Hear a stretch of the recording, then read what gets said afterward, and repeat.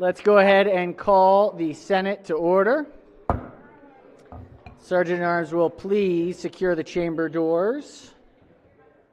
The few members that are here will please take their seats. Madam Clerk, please call the roll. Mr. President? All right. Okay, good. We do have 24 at least. Would like to ask the Vice Chair of the Education, Energy, and Environmental Affairs Committee to please join me at the dais, who will be providing our invocation for this second session today. Please rise for the invocation. Thank you, Mr. President. Colleagues, we're almost done. I want to give shout out to the intern and staffer who drafted this, and I haven't even had a moment to read it, so here we go.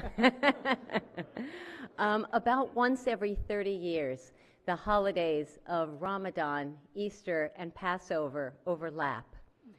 I think that we can all share, regardless of which holidays that we observe personally, if any of them, can take part in the values that they represent, whether that is about generosity, community engagement, spirit, and fellowship. So we should reflect on all that we have already achieved, and certainly we have a lot more work left to do before Monday at midnight. We come together from all parts of Maryland with different backgrounds, different faiths, but a desire to serve our constituents and make Maryland an even better place to live, work, and raise a family. I was raised Jewish and continue to observe Passover, or Pesach. It tells the story of the Israelites escaping Egypt in the face of numerous challenges. And certainly in Maryland, we face too many issues and challenges that have difficult solutions.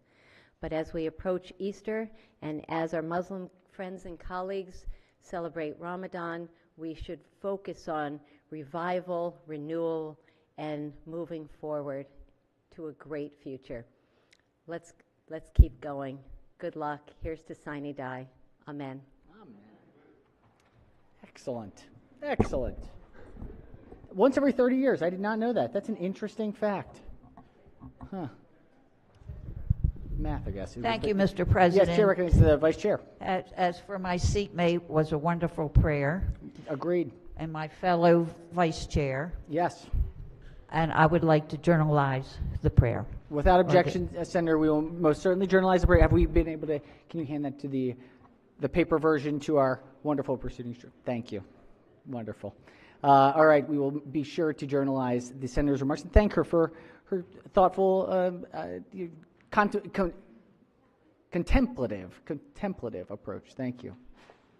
All right. Has everyone recorded their presence?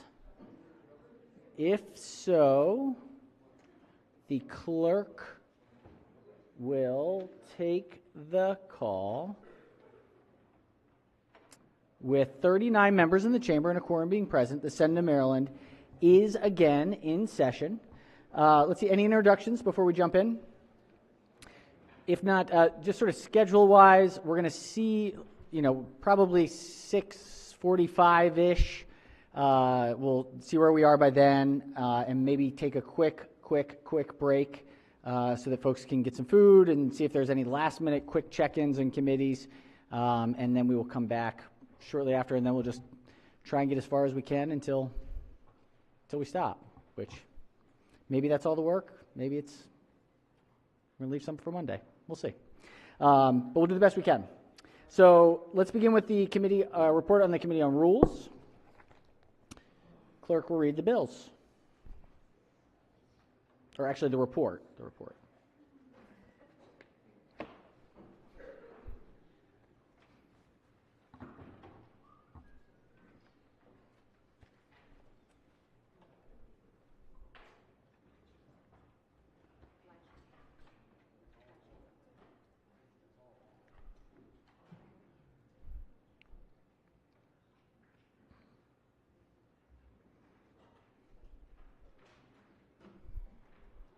We're just holding for just a moment. We have a little small technical Mr. President, You should- could I make Yes. an introduction while we're Please, waiting? Senator, please. On behalf of our Senate Republican caucus, we have two members of our team that are here joining us on the Senate floor today. It's Jason Trott and Megan Miller, and just ask the body to give them a warm welcome. Welcome, welcome. Thank you They're all the for joining- they're the reason we're so effective That's and so true, it's persuasive. true. That's right. No, it's wonderful. No, well, thank you for joining us today. Thank you for your work, too. Thank you. Any other introductions as we... Piece of advice? The Yankees still down by 1, hopefully.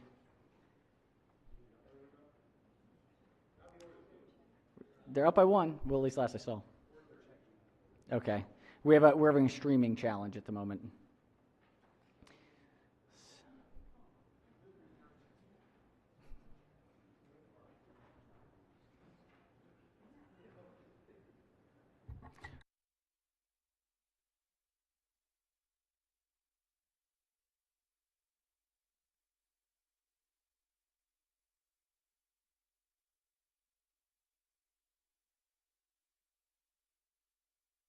Oh, perfect. Excellent. All right, we are in success. All right, so clerk will read the report. House Bill 166, Delegate Grammar Work Group to Study Community Association Standing and Nuance Actions in Baltimore County to Judicial Proceedings. House Bill 2. Majority Leader moves so we consider the reading of the bills. The Rules Committee has met, I believe, Madam Chair, and they'll be re-referred to their appropriate standing committees. Let's go ahead and take up, we'll go back to Education, Energy, and the Environment. This is report number 5252. Clerk will read the first bill.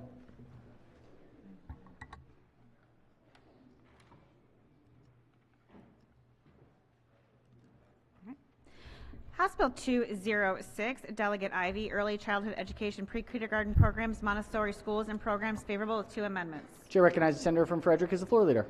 Thank you, Mr. President. This bill establishes specific eligibility requirements for Montessori schools and Montessori programs under the Pre-Kindergarten Expansion Grant Program and the publicly funded full-day pre-kindergarten program in regard to staff qualifications and student-to-staff ratios. Those particular guidelines are already in current law. There is just one amendment, which is a technical amendment. I move adoption of the one committee amendment and the favorable committee report, which was unanimous. Floor leader moves for the adoption of the 2 committee amendments and the favorable committee report. On the amendments, any discussion? Any objections? Without objection, the 2 committee amendments are adopted. Question now is on the amended report. Any discussion? If not, all in favor of the report say aye. Opposed, nay. The ayes have it. The favorable committee report, as amended, is adopted. Are there any further amendments to the bill or its title? Seeing none, House Bill 206 is hereby ordered passed for third reading. Clerk, read the next bill. House Bill 1200, Delegate D. Jones, Elections, Election Judges Minimum Compensation, favorable with 2 amendments. Recognizing the vice chair of the committee is the floor leader. Thank you, Mr. President. Colleagues, I think everyone knows in every one of our counties how challenging it is to recruit and retain election judges. We rely on them to make sure that our elections run smoothly, and yet some of the challenge is the long hours and the training, but some of it is we don't pay them enough. House Bill 1200 would require local jurisdictions to pay at least $250 for our election judges. And maybe there are folks who are listening who will now want to sign up. There are 2 amendments. The first is a technical amendment, but the second one addresses the unfunded mandate aspect that I think concerned many of us. And so we have in keeping with the emergency bill that became law last year that requires a 50-50 split between the state and the county on election stuff, we require that returning judges, that the increased amount would be paid half by the county and half by the state. The other piece of the amendment requires the State Board of Elections to create a marketing campaign to help with recruitment of election judges, and then to offer it to the 24 jurisdictions for free so that we can have high quality and somewhat consistent marketing to get the word out. So with that, I'd like to move the adoption of the 2 committee amendments and the favorable committee report. Floor leader moves for the adoption of the 2 committee amendments and the favorable committee report. On the amendments, any discussion? Any objections? Without objection, the two committee amendments are adopted. Question now is on the amended report. Any discussion? If not, all in favor of the report say aye. Opposed, nay. The ayes have it. Favorable committee report is adopted. Are there any further amendments to the bill or its title? Seeing none, House Bill 1200 is hereby ordered passed for third reading. Clerk, read the next bill. House Bill 1237, Delegate Kaufman, Special Education, Judicial Actions, Attorney's Fees, and Related Costs, favorable.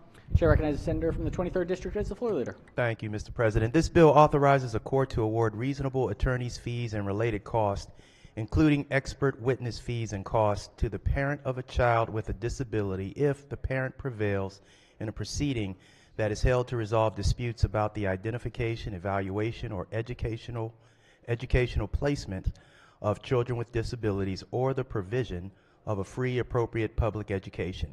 However, such an award may not be made after the date a written offer of settlement is made to the parent under certain conditions unless the parent was substantially justified in rejecting the settlement offer.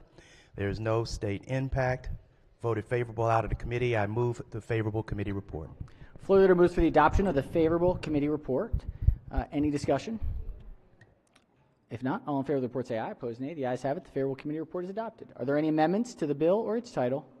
Seeing none, House Bill 1237 is hereby ordered passed for third reading. Let's go to Education, Energy, and the Environment, number 53. Clerk, read the first bill. House Bill 6, Delegate Hill, Department of General Services, Energy Conserving Standards, Maryland Sustainability Buildings Act of 2023, favorable. Chair recognizes the President Pro Tem as the floor leader. Thank you, Mr. President. House Bill 6 requires the Department of General Services to establish standards for state buildings to conserve energy and minimize adverse impacts on birds as specified, and to update the standards every 5 years. The Secretary of General Services must adopt regulations to carry out the bill. Committee amendments. There are no committee amendments. Mr. President, I move to special order this until the appropriate time on Monday. All right, Senator has moved the favorable committee report and has moved to special order the bill until the appropriate time on Monday. Any objections? Without objection, the bill will be special ordered at the appropriate time on Monday. Clerk will read the next bill. House Bill 230, Delegate Love, Department of the Environment, Zero Emission, Medium, and Heavy Duty Vehicles Regulations, Clean Trucks Act of 2023, favorable. Chair recognizes the cross file as the floor leader. Thank you, Mr. President. House Bill 230 is identical to Senate Bill 224 as passed by both the House and the Senate earlier this session. The bill requires the Maryland Department of the Environment by December 1st, 2023 to adopt regulations establishing requirements for the sale of new zero-emission, medium, and heavy-duty vehicles in the state. The department must, in consultation with specified state agencies, prepare a needs assessment and the deployment plan relating to the successful implementation of the regulations and submit the plan to the General Assembly by December 1st, 2024. The regulations must take effect starting with model year 2027, but the department is authorized to delay the implementation of the regulation under specified circumstances. Finally, the bill expands the incentives available under the state's medium-duty and heavy-duty zero-emission vehicle grant program consistent with the Governor's Clean Transportation and Energy Act. There are no committee amendments. Move adoption of the favorable committee report. Floor leader moves for the adoption of the favorable committee report. Any discussion? No. Yes, Chair recognizes the minority whip on the report. Just ask the floor leader to yield for a question. Senator may proceed. So this is in exactly the same posture as what we've passed out already. Yes, sir. With all of the grant maneuvering, grant funding opportunities, and that is correct. Okay. All right. Thank you. Sure. Thank you, Mr. President. Thank you, Senator. All right. On the report, any further discussion? Not all in favor of the report say aye. Opposed, nay. The ayes have it. The favorable committee report is adopted. Are there any further or any amendments to the bill or its title? Seeing none, House Bill 230 is hereby ordered passed for third reading. Clerk, read the next bill. House Bill 503, Delegate Stein, Natural Resources Green Space Equity Program, Establishment, favorable. Chair recognizes Senator Frederick as the floor leader. Thank you, Mr. President. This bill establishes a green space equity program in the Department of Natural Resources, which would provide grants to eligible applicants to enhance the public health and livability of overburdened communities and underserved communities. Those two categories are already defined in code.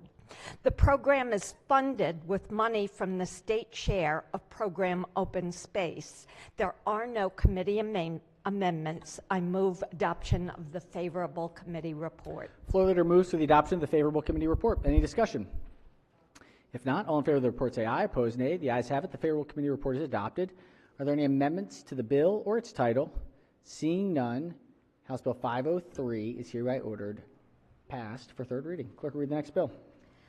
House Bill 976, Delegate Henson, Mold Assessment and Remediation Standards, favorable with 2 amendments. Senator from Frederick is the floor leader. Thank you. As amended, House Bill 976 establishes a work group on mold standards and remediation to study information on mold information and assessment and remediation to determine the best practices for identifying mold, preventing the development of mold for indoor environments, and remediating indoor moldy conditions that are harmful to public health. The work group must report its findings and recommendations to the governor and the General Assembly on or before October 1st, 2024. There are 2 committee amendments. One is technical. The second one strikes the language that would have required the Department of the Environment to adopt regulations which would have established uniform standards for mold assessment and remediation, and substitutes those provisions with establishing a work group.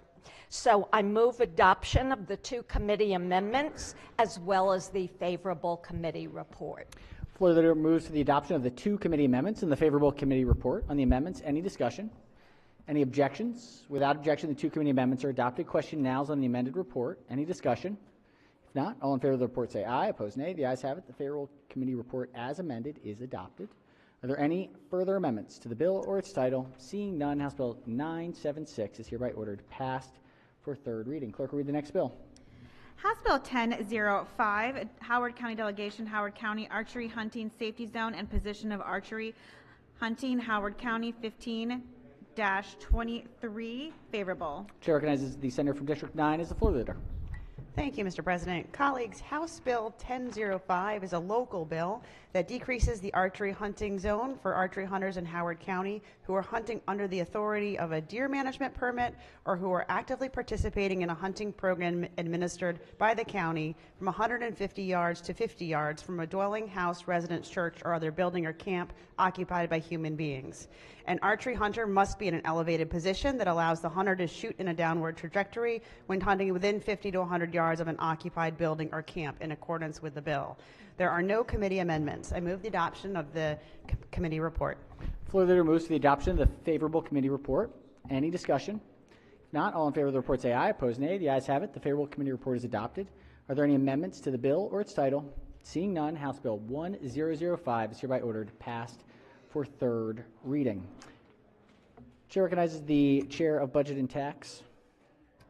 Thank you, Mr. President. Could I have the members of Budget and Tax to the Silver Room for a little work? Silver Room for Budget and Tax members, please. We won't do anything too terribly interesting until you come back. Well, it is everything is very interesting. Let me be very clear. It is all very, very interesting. Degrees of interesting. Fair. All right, report number 56. Clerk will read the first bill of Education, Energy, and the Environment. Senate Bill 92, Senator Lamb, Department of General Services, Energy Conserving Standards, Maryland Sustainability Buildings Act of 2023, favorable with 1 amendment. Chair recognizes the President Pro Tem as the floor leader. Thank you, Mr. President. Senate Bill 92 requires the Department of General Services to establish standards for state buildings to conserve energy and minimize adverse impacts on birds, as specified, and to update the standards every 5 years. The Secretary of General Services must adopt regulations to carry out the bill. There is 1 committee amendment. The amendment clarifies that the bill's requirements do not apply to buildings leased by the state and makes a technical correction to the innovation credit terminology referenced in the bill. The amendment conforms the bill to House Bill 6. Mr. President, I move to special order this until the appropriate time on Monday. All right, the senator has moved for the adoption of the one committee amendment in the favorable committee report and has moved to special order the bill to the appropriate time on Monday. Are there any objections? Without objection, the bill and the amendments will be special ordered to the appropriate time on Monday. Clerk will read the next bill. Senate Bill 489, Senator Brooks, Public Service Commission, Certificates of Public Convenience and Necessity, Local Permits, favorable to amendments. Chair recognizes the bill sponsors, the floor leader. Thanks, Mr. President. Senate Bill 489 requires, notwithstanding any local law, a county or municipality to process any local permit required under a Certificate of Public Convenience and Necessity, a CPCN, issued by the Public Service Commission within a reasonable amount of time. There are two committee amendments. The first amendment is technical. The second amendment clarifies the local government authority to approve or deny local permits after a grant of a CPCN and specifies zones approval that the local government may not condition the grant of a local permit upon. So, Mr. President, please pass the committee amendments and the report. All right, floor leader moves for the adoption of the two committee amendments and the favorable committee report. On the amendments, any discussion? Any objections? Without objection, the two committee amendments are adopted. Question now is on the amended report. Any discussion? If not, all in favor of the report say aye. Opposed, nay. The ayes have it. The favorable committee report as amended is adopted. Are there any further amendments to the bill or its title? Seeing none, Senate Bill 489 is hereby ordered printed for third reading. Clerk, read the next bill. Senate Bill 800, Senator Hester, Public Service Commission, Cybersecurity Staffing and Assessments, Critical Infrastructure Cybersecurity Act of 2023, favorable to amendments. Chair recognizes the bill sponsors, the floor leader. Thank you, Mr. President. Colleagues, a year ago, we took a major step towards improving our state cybersecurity posture. You may recall we passed 3 pieces of legislation to modernize our IT systems, extend help to our local governments, and minimize and establish minimum security standards. This bill is about our critical infrastructure, our water, our gas, and our electric utilities that are also targets for malicious actors. The bill before you takes 3 broad steps to mitigate these threats. First, as amended, Senate Bill 8001 requires the Public Service Commission to consider cybersecurity threats in their regulation. The PSC must include 1 or more employees that are experts in cybersecurity on its staff. Second, each public service company, except common carriers and telephone companies, must take specified actions related to cybersecurity, including conducting a cybersecurity assessment every other year against minimum standards. Finally, the bill directs PSC and the Office of Security Management to collaborate on incident reporting standards for the public service companies. There are 2 committee amendments. The first one makes technical changes, and the second one removes the requirement for public service companies to submit assessment results to the Commission, establishes cybersecurity incident reporting procedures, modifies reports sent to the Department of Information Technology to allow distinctions by company type, delays the date by which the Commission collects compliance certifications from a public service company, requires the Commission cybersecurity staff to participate in cybersecurity briefings, specifies that a budget amendment may occur for the purposes of adding staff, and modifies the effective date. I move the adoption of the 2 committee amendments and the favorable committee report. Floor leader moves to the adoption of the 2 committee amendments and the favorable committee report. On the amendments, any discussion? Any objections? Without objection, the 2 committee amendments are adopted. Question now is on the amended report. Any discussion?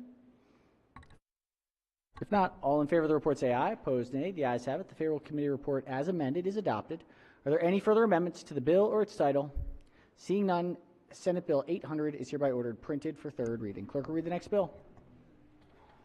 Senate Bill 923, Senator Rosapap, Natural Resources Green Space Equity Program Establishment, favorable 3 amendments. Chair recognizes Senator from Frederick as floor leader.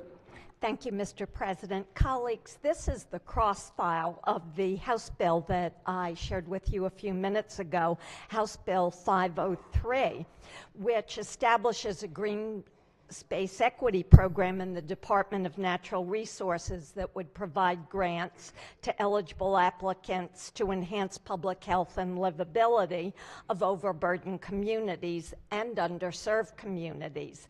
There are 3 amendments on the Senate bill. One is technical. The second strikes mandatory transfers from program open space and instead requires the governor to transfer up to certain amounts in certain fiscal years. The amendment also clarifies relevant definitions and makes technical and clarifying changes regarding the administration of the program. And finally, Amendment 3 establishes requirements for converting land acquired by a grant award and adds language to ensure public access to land developed or improved under a grant. These amendments conform the bill to the House bill. I move for adoption of the 3 committee amendments and the favorable committee report. Floor leader moves for the adoption of the 3 committee amendments and the favorable committee report. Chair recognizes the minority whip on the amendments. May I ask if the floor leader would yield for question? Certainly. Senator may proceed. Thank you. I know we just had the House bill, but House bill you can amend on 3rd reading, so I wanted to ask some questions here, if that's okay. Sure. Can you talk to me about, because I was looking through all the amendments, the goal of this seems great. The question, because we do want more green space in particular urban centers where there needs to be more breathability, more green space. How does this impact the state's funds? Where do the funds come from for this bill? The funds come from program open space, so they would just be transferred into this program up to a certain amount. What's the amount, roughly? Or did you have the amount? It's okay if you don't have it. I was just curious. Is there like a cap on it, or? Yes. Okay. When we say it's going to be transferred from program open space, And only a percentage. only a percentage, Right. does that come out then of? Does that come out from the funds that a county would be receiving from the state from program open space? Well, actually, the way this is designed, the funds are in 2 categories, and one of the categories would actually go to local government. Okay, that's good. Would it be on top of what they already get, or would it subtract from what they might normally get? I don't think we can identify that now. It depends what they're applying for. Because every year you apply for a different program. Yeah, it doesn't affect it. Okay, because my question is, I actually learned this last session. I worked with the administration, with the budget committee, and got some designated funding for a park project in my county, but then discovered that was going to be all the money my county, because it was in a municipality, it was going to be all the money my county got pretty much, which was nobody's fault. I just didn't know that. So I was curious. I guess my concern is just that we're not establishing a program that's like Taking away. Actually, this could help, and I'll try to give you a quick local example. The city of Frederick acquired land in 2008, spent $16 million for it, has not had the funding to develop it as a park, as intended, in a low-income minority community. The city has been paying $800,000 a year in interest. With this program, the city could now be eligible to develop it and not have to pay $800,000 a year in interest costs anymore. that's great. Why could they not do that now? Because funding designed like this does not exist today. This kind of program is designed for very specific purposes. I guess I'm just trying to understand. Maybe it's because I don't understand the program well enough that I should. How do we have a program here that now would make a park, for example, in Frederick, eligible, but it wouldn't already be eligible under POS? Because this is specifically for public health and livability of overburdened communities, and there are a list of projects. In addition to just a park, it could be, I think community centers would be included, and recreational facilities. So it's much more specific about what would qualify. Okay, thank you very much. I really appreciate it. Every year that you're here, you learn more about how different programs work. Thank you so much, Mr. President. I think there may be some other questions on this bill. I have one concern I've identified, but I appreciate the time and the answers. Thank you. And thank you for your questions. All right, thank you, Senator. Chair recognizes the minority leader on the amendments. Thank you very much, Mr. President. Again, the floor leader could Floor to continue to Senator yield. may proceed. I just want to make sure I understand one point, because again, you're correct. Program open space has two pretty specific categories. One would be the state side, which is generally used for land acquisition purposes and easements and things of that nature. Correct. Which has been very difficult for them to continue to purchase property now because everything's gotten so much more expensive. So are we saying that the money would come out of that? Would it go into local side, or is it just going specifically into this new format or new fund? It has two categories, so both. But this particular program would fund the new format. This would fund the new format, but the funds are coming from stateside. Yes, Correct. stateside, The correct. states are coming from the stateside. Okay. I think I wanted that clarification. I think my colleague is trying to order a amendment for this. Would it be appropriate to special order this until later in this evening's legislative session? Any objections?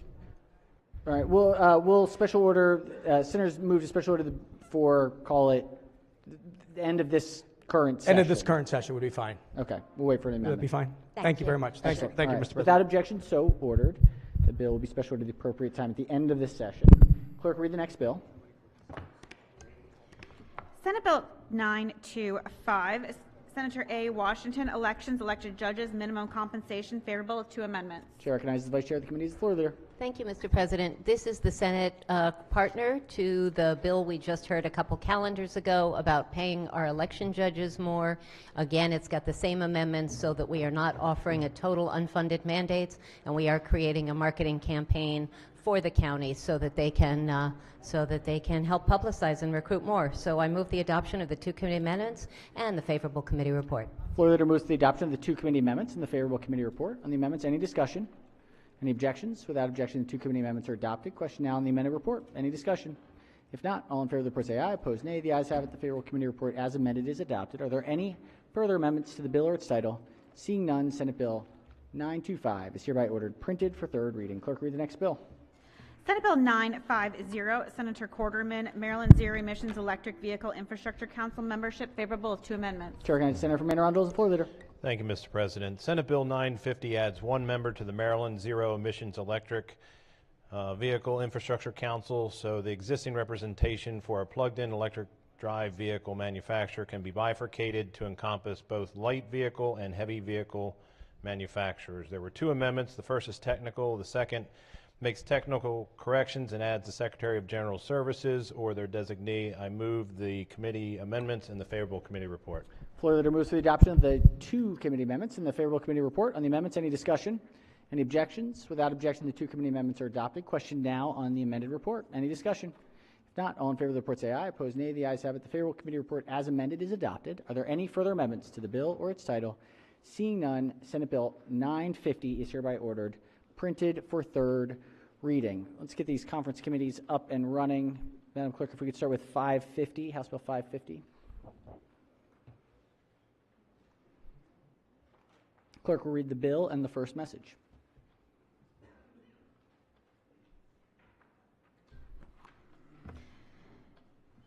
House Bill 550, the Speaker, Maryland Energy Administration Energy Reforms Modification, Clean Transportation and Energy Act by the Majority Leader. Ladies and gentlemen of the Senate, the House of Delegates refuses to concur in the Senate amendments and respectfully requests the Senate recede from its position.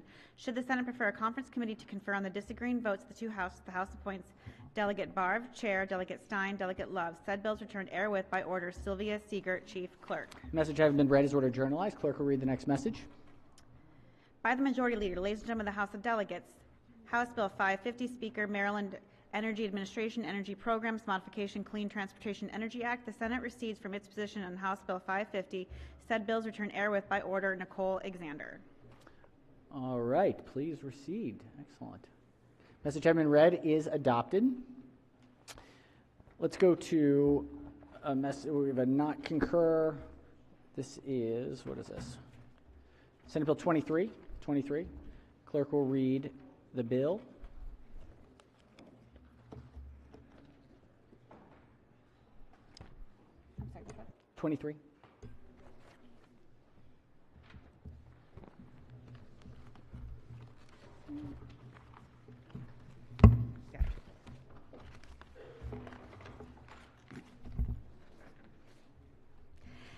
Bill 23, Senator Brooks, heating, ventilation, air conditioning, and refrigeration services, journeyman license qualifications, and education, energy, and the environment.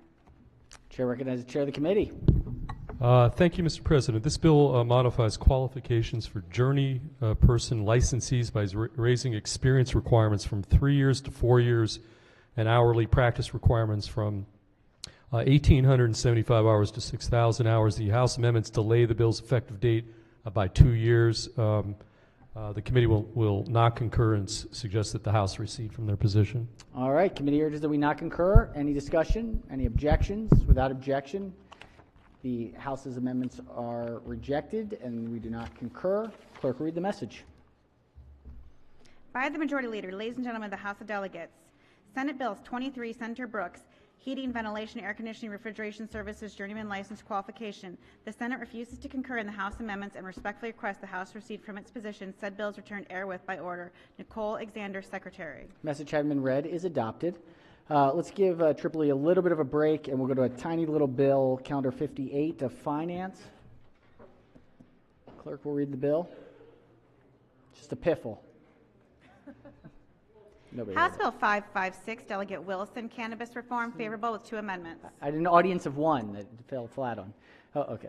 All right. Chair recognizes the chair of the committee. Thank you, Mr. President.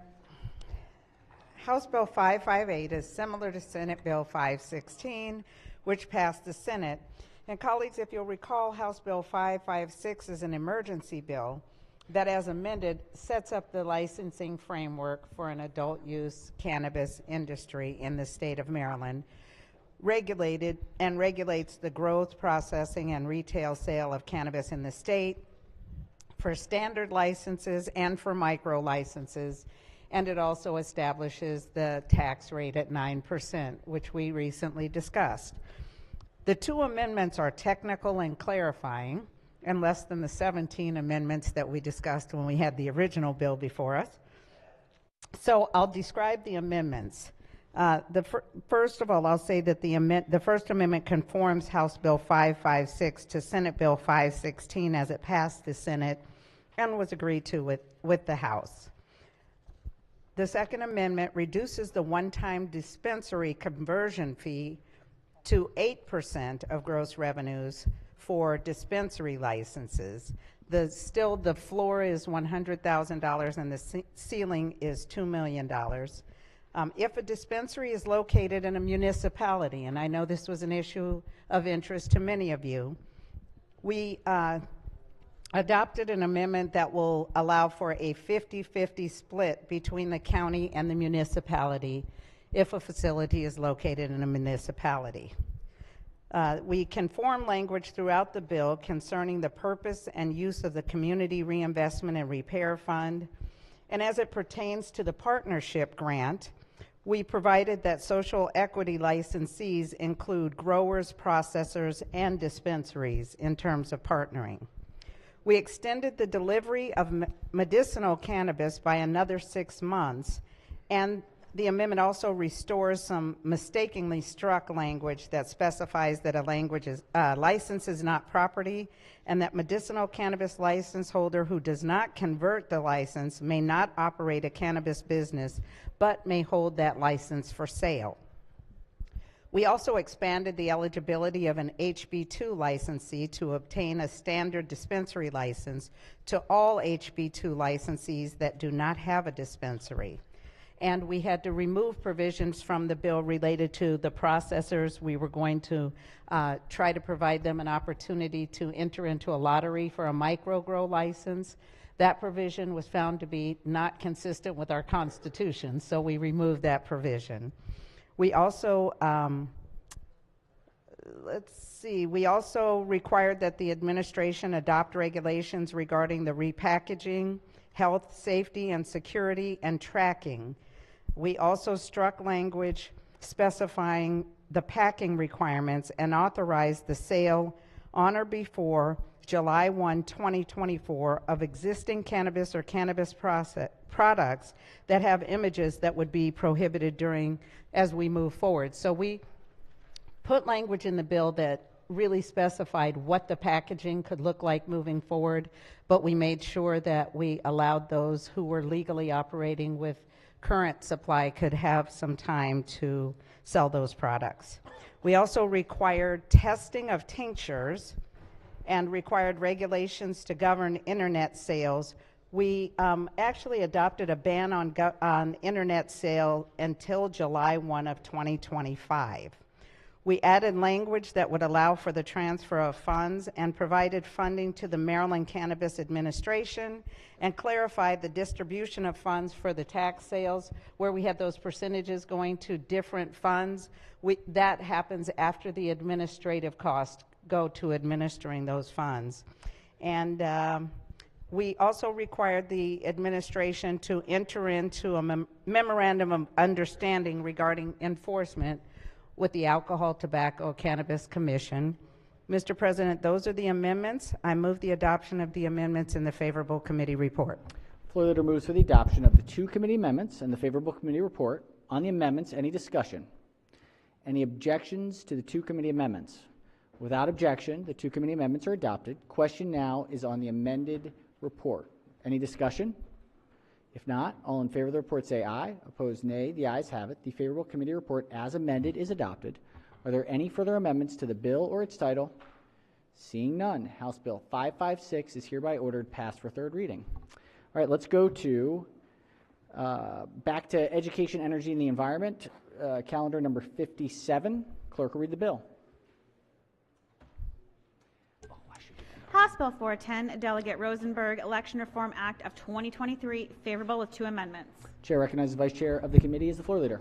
Thank you, Mr. President. Colleagues, this is an election bill that we did not have a cross-file for. It might interest you.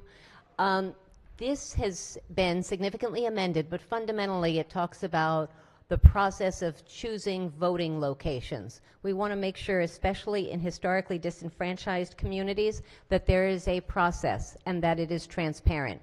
People can ask to be put on an information list, a sign-up list. There will be hearings if the local board of election proposes to move a voting location, and considerations about access for mass transit, access for those with disabilities, and access for those who are, again, historically disenfranchised. It must be taken into account that this is going to be a location that will maximize voter turnout. So there are amendments, and we took out some language that we didn't think was wise that limited local options about the number of polling locations. We also I want to make clear that there is language in here about the primary election in next May, on the second Tuesday next May, as we did on another bill in this body. So with that, I'd like to move the adoption of the 2 committee amendments and the favorable committee report. And then, Mr. President, I do have a floor amendment. Floor leader moves for the adoption of the 2 committee amendments and the favorable committee report. On the amendments, any discussion? Any objections? Without objection, the 2 committee amendments are adopted. Question now is on the amended report. Any discussion? If not, all in favor of the report say aye. Opposed, nay. The ayes have it. The favorable committee report as amended is adopted. We have an amendment from the floor leader. Pages will collect and distribute the senator's amendment. It appears we've kept our whole page team so far, which is wonderful.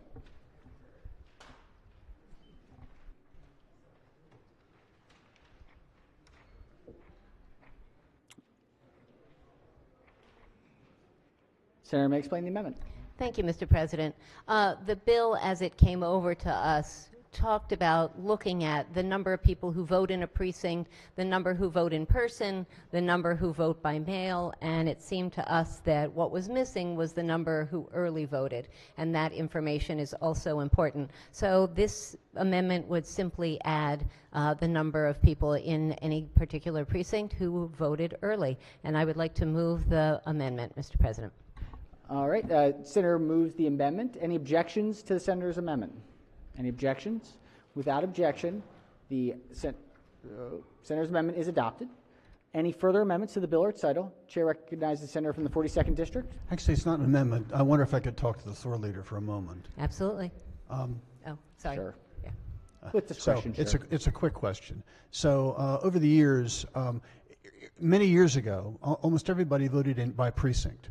And so when you got the results of the vote, you could tell how precinct by precinct all the people in that precinct voted. In recent years, because more people are voting early and more people are voting by mail, et cetera, I have found that the information, the mail-in votes, is not then aggregated on the precinct basis, nor is the information of early voting aggregated on a precinct basis. Does this bill change that so you can once again look at precinct 4-6 and tell exactly how many people voted in 4-6 and how they voted?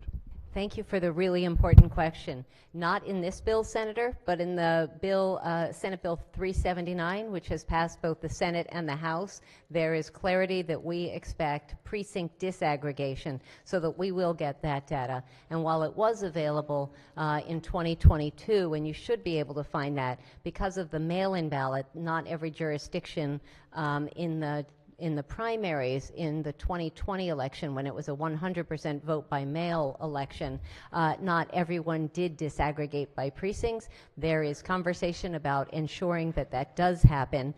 Certainly prospectively it will happen because of the bill we have already passed, but hopefully we can look at the 2020 primary and try to get that as well. So thank you for the question.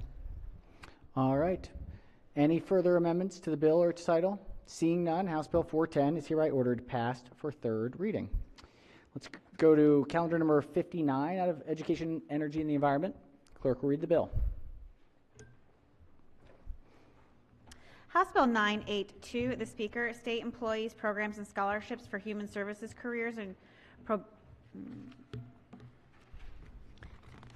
Chair recognizes Vice Chair of the Committee as the floor leader. Thank you, Mr. President. Colleagues, this bill by the Speaker establishes new programs that will provide incentive and career opportunity for folks who often don't get those opportunities. It will allow sort of a shadow. Speaking of shadowing today, it will be at least once a semester that folks, that students will be able to learn and watch and attend. This bill was favorable with two amendments. The first amendment is technical, and the second clarifies the purpose of the pilot program to make sure that we can get folks into good fields that where we're having problems through the Department of Human Services. It establishes reporting requirements and prioritizes. It focuses on 3 jurisdictions, and that's Baltimore City, Prince George's County,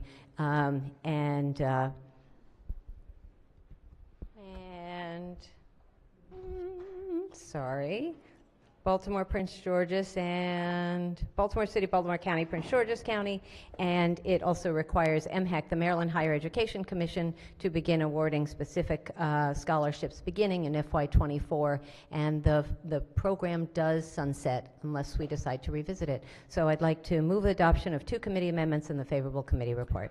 Floor leader moves for the adoption of the 2 committee amendments and the favorable committee report. On the amendments, any discussion? Any objections? Without objection, the 2 committee amendments are adopted. Question now is on the amended report. Any discussion? If not, all in favor of the report say aye. Opposed, nay. The ayes have it. The favorable committee report as amended is adopted. Are there any further amendments to the bill or its title? Seeing none, House Bill 982 is hereby ordered printed for third reading. This one got out of order. Let's do report number 55, Education, Energy, and the Environment.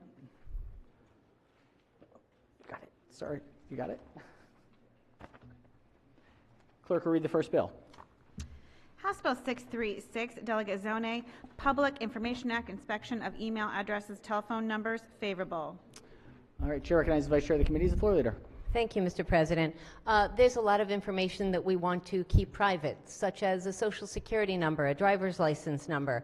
This simple but important bill makes sure that folks don't have access to our students' phone numbers, and we clarify that it's phone numbers, not just home phone, because a lot of people don't have home phones anymore, or their email address.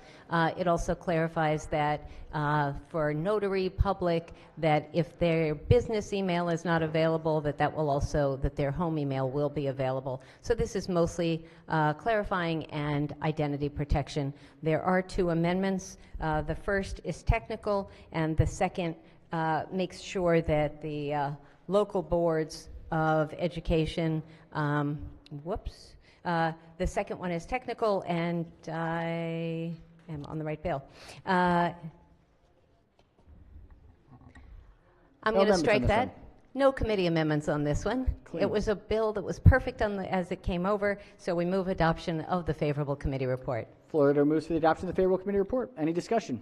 If not, all in favor of the report say aye. Opposed, nay. The ayes have it. The favorable committee report is adopted. Are there any amendments to the bill or its title? Seeing none, House Bill 636 is hereby ordered passed for third reading. Clerk, read the next bill. House Bill 692, Delegate Crosby, Public Service Commission Certificates of Public Convenience and Necessity, Local Permits, favorable with 2 amendments. Chair recognizes the senator from District 10. This one? I had the cross file? I'm just guessing, though. Senator from District 10 is the floor leader. You want me to read it? No, I've got it. Thank you very much. Thanks, Mr. President. House Bill 692 is identical to Senate Bill 489, which you just heard. So, Mr. President, move the committee amendments and the favorable committee report. Thank you. All right. Floor leader moves for the adoption of the 2 committee amendments in the favorable committee report. Chair recognizes the minority leader on the amendments. Thank you, Mr. President. Quick question for the floor leader, please. Will the floor leader yield? Senator may proceed. Thank you very much. With respect to projects, is this limited to just solar projects, or can it be any type of energy generating project? Yeah, it's primarily solar projects, yes. It is just solar? Yo. I wasn't sure that it said that. Okay, and so then the basis of the bill then just becomes that PSC still has siting authority over these projects. This now just allows the counties to approve or with respect to the new budget amended language.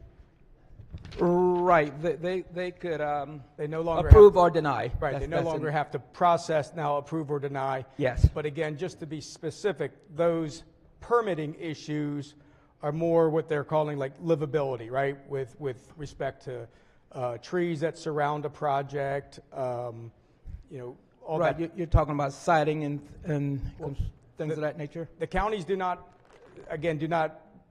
maintain or lose any more siting restrictions, right?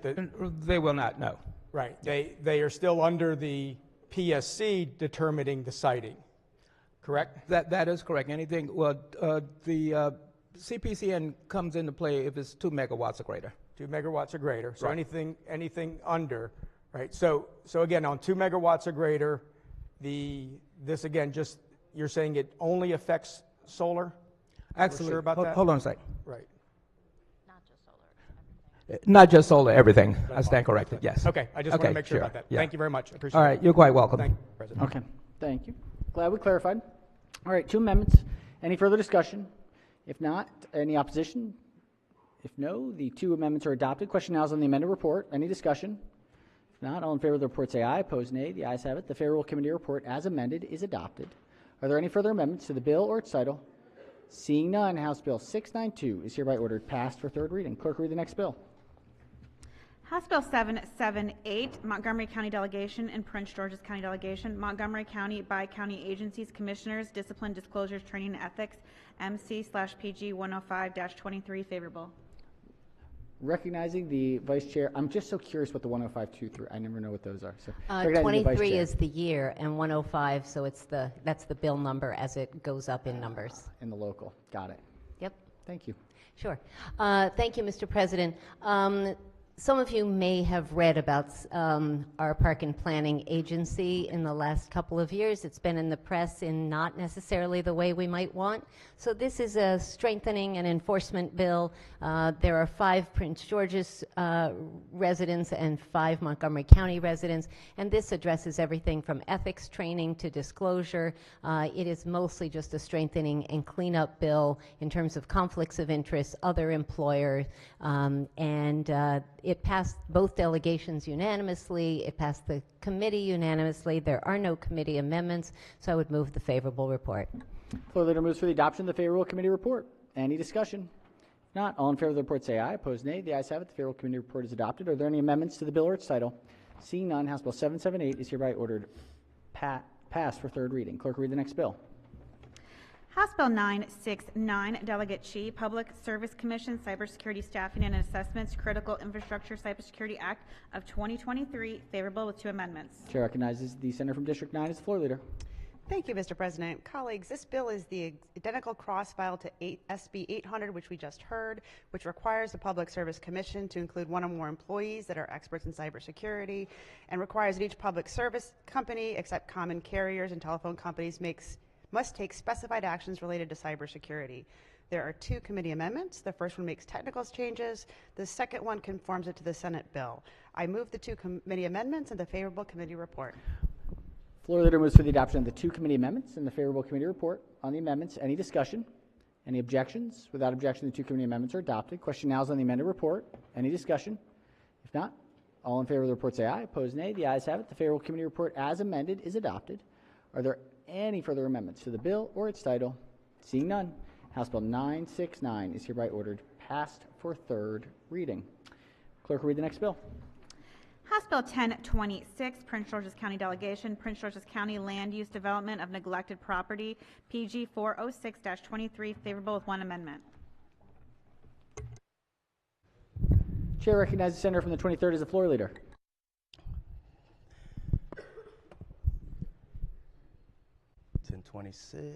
Thank you, Mr. President. Colleagues, this bill gives Prince George's County specified authority to exercise the power of eminent domain on neglected property in an area that has been designated as a transit-oriented development and is located in a business improvement district. There's 1 committee amendment. The amendment exempts residential uses from eminent domain and specifies that a taking for private development, that means a public purpose, is appropriate. Move the favorable committee report. Floor leader moves for the adoption of the 1 committee amendment and the favorable committee report. On the amendment, any discussion? Any objections? Without objection, the 1 committee amendment is adopted. Question now is on the favorable report as amended. Any discussion? If not, all in favor of the report say aye. Opposed, nay. The ayes have it. The favorable committee report as amended is adopted. Are there any further amendments to the bill or its title? Seeing none, House Bill 1026 is hereby ordered passed for third reading. Clerk, read the next bill. House Bill 1051, Delegate Kaiser, Public Information Act, Decisions of the State Public Information Act Compliance Board, Appeals, favorable. Chair recognizes the Vice Chair as the floor leader. Thank you, Mr. President. Colleagues, we all believe in transparency and accountability. That's a great aspect of our democracy. But there are sometimes people who ask for public information, and I love these 3 adjectives in the description, can be frivolous, vexatious, or in bad faith. And so we need to sort of figure out some guardrails. This clarifies, though, that if there's an appeal, if there's a decision that's made that someone doesn't agree with, they can appeal to their circuit court, and then if they don't like it, they can go to the Court of Appeals. There are no committee amendments. It passed the committee unanimously, and I move adoption of the favorable committee report. Floor leader moves for the adoption of the favorable committee report. On the report, Chair recognizes the minority whip. Thank you, Mr. President. Could I ask the floor leader to yield? Will the floor leader yield? Senator may proceed. Thank you. There's been a lot in the news lately about Public Information Act requests as it relates to both education and also, I think, elections, and certainly the area of development zoning is always one that there's plenty of those. Does this bill deal with defining what is vexatious, or is this just about the appeals process if you're turned down? The latter. Okay, so it only appeals. So it's not restricting who can ask for what or how often they can ask, but at some point, you know, there are some folks who come in with enormous requests all the time, every day, and so we want to streamline the appeals process, but still totally make it possible for them to appeal. So thank you. And so for right now, if someone's turned down for, I assume this is like you've requested, I'd like to see every piece of paper that has the word "the" on it, and they say no, that's frivolous. Does the government entity say, is that who the government entity says that this is frivolous, or who rules right now before an appeal? So the Office of Attorney General takes care of posting all the information, but they have a right now, the Public Information Act, I'm just going to read from current law, all persons are entitled to have access to information about the affairs of government, as we know, and the official acts of officials and employees. And so the public records, we want them to be available, but this is just clarifying what the process is for appeals. So once you're turned down, before this bill, we weren't clear, or it was just making it clear you can appeal to the circuit court, correct? That is correct. They're going to be adopting reasonable rules or regulations that are consistent with the Public Information Act and allow people to have timely inspection and timely production and inspection of public records. Okay, and the appeal is going to, the appeal goes to the circuit, or is it the Court of Appeals? The first case is to the Court of Appeals, and then it can go to the appellate court as specified. Okay. Okay, thank you very much. Thank you, Mr. President. All right, thank you, Senators. On the report, any further discussion? If not, all in favor of the report say aye. Opposed, nay. The ayes have it. The Favorable Committee report is adopted. Are there any amendments to the bill or its title? Seeing none, House Bill 1051 is hereby ordered passed for third reading. Clerk, read the next bill. House Bill 1162, Delegate Griffith, study on the utilization of expedited licensing process for service members, veterans, and military spouses. Favorable. Chair recognizes Senator from the 35th as the floor leader. Thank you, Mr. President. This bill requires the Maryland Department of Labor, in consultation with the Maryland Department of Veterans Affairs, to conduct a study on the utilization of the expedited licensing process for service members, veterans, and military spouses for licenses. By June 30th of 2024, MDL, in consultation with MDVA, must report its findings and recommendations to the Governor and General Assembly. The bill takes effect on July 1st, 2023, and terminates on December 31st, 2025. There are no committee amendments. I'd like to move for adoption of the favorable committee report. Floor leader moves for the adoption of the favorable committee report. Any discussion? If not, all in favor of the report say aye. Opposed, nay. The ayes have it. The favorable committee report is adopted. Are there any amendments to the bill or its title? Seeing none, House Bill 1162 is hereby ordered passed for third reading. Clerk, read the next bill. House Bill 1225, Delegate Howard, real estate brokers, disability, or death and termination of an employment of a broker. Favorable. Chair recognizes Senator from 43 as the floor leader. Thank you. Thank you, Mr. President. HB 1225 addresses a problem that arises occasionally.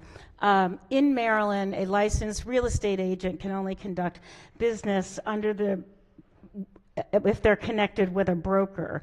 If a broker delays submitting any kind of required paperwork, the real estate company can be left in limbo. This addresses a situation where the broker is no longer available. They may have been fired, they may have passed away, but they've not submitted any documentation to that effect. So currently, the only way that the state of Maryland can know that a broker is no longer operating as such is if the broker submits that information. This addresses the situation where the broker cannot be found, or there's been some they've been slow in processing the information. Maybe the family member is not able to do this. So HB 1225 requires that the family member of a disabled or deceased real estate broker can submit evidence of a disability or a death certificate to the Real Estate Commission so that they may continue the brokerage. They can decide to continue the brokerage on their behalf. The employees of that brokerage, therefore, will be able to continue to conduct their business. There are no committee amendments. It passed unanimously. I ask for the adoption of the favorable committee report. Floor leader moves for the adoption of the favorable committee report. Any discussion?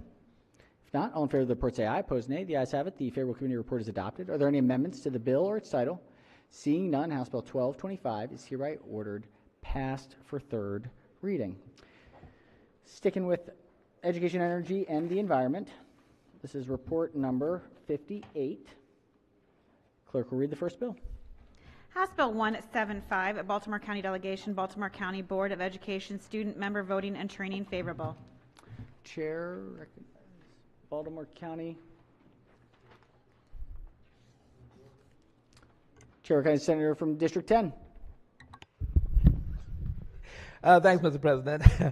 House Bill 175 authorizes the student member of the Baltimore County Board of Education to vote on matters relating to capital and operating budget, provided the student member completes specified budget training within 2 months of an individual election. A work group composed of several members of the board and the executive leadership of the Baltimore County School Board system must develop a draft curriculum for budget training for the student members of the board and submit the draft curriculum to the county board for review by December 31, 2023. The training must focus on operating and capital budget process of the board and be facilitated by representatives of the Baltimore County School Board system, a division of business services. There are no committee amendments, and I move the adoption of the favorable committee report. Floor leader moves to the adoption of the favorable committee report. Any discussion? If not, all in favor of the report say aye. Opposed, nay. The ayes have it. The favorable committee report is adopted. Are there any amendments to the bill or its title? Seeing none, House Bill 175 is hereby ordered passed for third reading. Clerk will read the next bill. House Bill 210, Baltimore County Delegation, Baltimore County Board of Education member elections and appointments, favorable with one amendment. Chair recognizes the senator from District 10. Member elections, rather. Thanks, Mr. President. House Bill 210. The bill staggers the election and appointment of members of the Baltimore County Board of Education such that one, and the 4 appointed members must be appointed by the governor in presidential election year from a list of nominees submitted by the Baltimore County School Board Nominating Commission, and 2, the 7 elected members of the county board must continue to be elected in the gubernatorial election years. To achieve the staggering, the bill requires that the term of the 4 appointment members of the county board that are scheduled to expire December 1, 2026 must instead terminate at the end of December 1, 2024. The governor then appoints new members to serve a full term of the 4 years beginning December 2nd, 2024, until a successor appointed and qualifies. There's one committee amendment. The amendment alters the year in which the term of the appointed member expires to 2028 instead of 2024. I move the adoption of the one committee amendment and the favorable committee report. Floor leader moves to the adoption of the one committee amendment and the favorable committee report. Any discussion? If not, all in favor, any objections? Without objection, the one committee amendment is adopted. Question now is on the amended report. Any discussion? If not, all in favor say aye. Opposed, nay. The ayes have it. The favorable committee report as amended is adopted. Are there any further amendments to the bill or its title? Seeing none, House Bill 210 is hereby ordered passed for third reading. Clerk, read the next bill. House Bill 348, Baltimore County Delegation, Baltimore County School Board Nominating Commission vacancy procedures, favorable. Chair recognizes the senator from the 43rd District as the floor leader. Thank you, Mr. President. HB 348 sets the procedure for Baltimore County School Board's Nominating Commission to fill single vacancies. It also aids in the transparency to the community, and it has the potential to expand the candidate pool. Each of these measures that I will highlight in a second will streamline the process involved for filling a single vacancy. The commission will be required to hold an informational community meeting announcing the application process and explaining the requirements of serving on the school board. It also requires the meeting to be live streamed and archived, as well as it must be open to the public. 2, it allows the school board nominating commission to reactivate the applications of previously vetted candidates. So if a position was filled and then the person, of course, who filled it then decides not to take the position, in the past, these individuals would have to reapply, but we're allowing for them to apply to be considered without having to reapply. The school board nominating commission is responsible for vetting 4 at-large positions and then sending those positions to the governor. The commission will be made up of community members as well as representatives from 10 different stakeholder groups. And the benefits of the bill is that we feel that you won't lose qualified candidates, that the people of Baltimore County will also benefit more broadly, and with the existing language in law, the process to fill the vacancy in the past that nearly took 5 months can be expedited. There are no committee amendments. I move for the adoption of the favorable committee report. Yes. Floor leader moves for the adoption of the favorable committee report. Any discussion? If not, all in favor of the report say aye. Opposed, nay. The ayes have it. The favorable committee report is adopted. Are there any amendments to the bill or its title? Seeing none, House Bill 348 is hereby ordered passed for third reading. Clerk, read the next bill. House Bill 432, Prince George's County Delegation, Prince George's County Chief Executive Office of the Public School System, alterations to title and search committee requirements, PG 503-23. Favorable to amendments. This is an emergency bill. Chair recognizes the senator from the 23rd as the floor leader. Thank you, Mr. President. This emergency bill changes the name of the position of Chief Executive Officer of Prince George's County Public Schools to the County Superintendent and makes related conforming changes. The bill also alters the composition of the search committee for the County Superintendent under current law by removing the member of the State Board of Education appointed by the State Superintendent of Schools and the 2 residents of Prince George's County appointed by the governor from the committee. Instead, the bill requires that certain county officials appoint members to the committee. The bill removes the authority of the state superintendent to select a chair from among the members and instead authorizes the Prince George's County executive to select a chair. The bill also specifies additional qualifications for serving on the search committee. There are 2 committee amendments. The first is technical. Second amendment alters the membership of the search committee, prohibits a member of the search committee from being a current member of the County Board of Education, and strikes the provision making this an emergency bill and makes the effective date October 1st, 2023. I move adoption of the 2 committee amendments and the favorable committee report. Floor leader moves for the adoption of the 2 committee amendments and the favorable committee report. On the amendments, any discussion? Any objections? Without objection, the 2 committee amendments are adopted. Question now on the amended report. Any discussion? If not, all in favor of the report say aye. Opposed, nay. The ayes have it. The favorable committee report as amended is adopted. Are there any further amendments to the bill or its title? Seeing none, House Bill 432 is hereby ordered passed for third reading. Clerk, read the next bill. House Bill 437, Prince George's County Delegation, Prince George's County Public Schools, Office of Integrity and Compliance Establishment, PG 501-23, favorable to amendments. Chair recognizes President Pro Tem as the floor leader. Thank you, Mr. President. This bill establishes the Office of Integrity and Compliance in the Prince George's County Public School System. The bill specifies the functions, powers, and duties of the Integrity and Compliance Officer and the procedures for appointment, including qualifications and the term of office. The bill also transfers the Office of Internal Audit within the school system to the Office of Integrity and Compliance upon the effective date of the bill. The bill makes other technical changes to conform the bill to its contingent legislation by specifying provisions that must apply to the county superintendent instead of the Chief Executive Officer of Prince George's County Public Schools. The bill takes effect July 1, 2023, contingent on the enactment of House Bill 432 of 2023. There are 2 committee amendments. Amendment 1 is technical. Amendment 2 alters the title of the head of the Prince George's County Public School System to County Superintendent from CEO and makes related conforming statutory changes. Strikes the requirement that the Office of Internal Audits of the Prince George's County Public School System be transferred to the new Office of Integrity and Compliance by a specified date, and strikes provisions making the taking effect of this bill contingent on the taking effect of another House bill from this legislative session. I move adoption of the 2 committee amendments and the favorable committee report. All right, floor leader moves for the adoption of the 2 committee amendments and the favorable committee report. On the amendments, any discussion? Any objections? Without objection, the 2 committee amendments are adopted. Question now is on the amended report. Any discussion? If not, all in favor of the report say aye. Opposed, nay. The ayes have it. The favorable committee report is amended, is adopted. Are there any further amendments to the bill or its title? Seeing none, House Bill 437 is ordered passed for third reading. Clerk, read the next bill. House Bill 1079, Prince George's County Delegation, Prince George's County Board of Education School System Revisions, PG 502-23, favorable to amendments. Chair recognizes the senator from the 23rd as the floor leader. Thank you, Mr. President.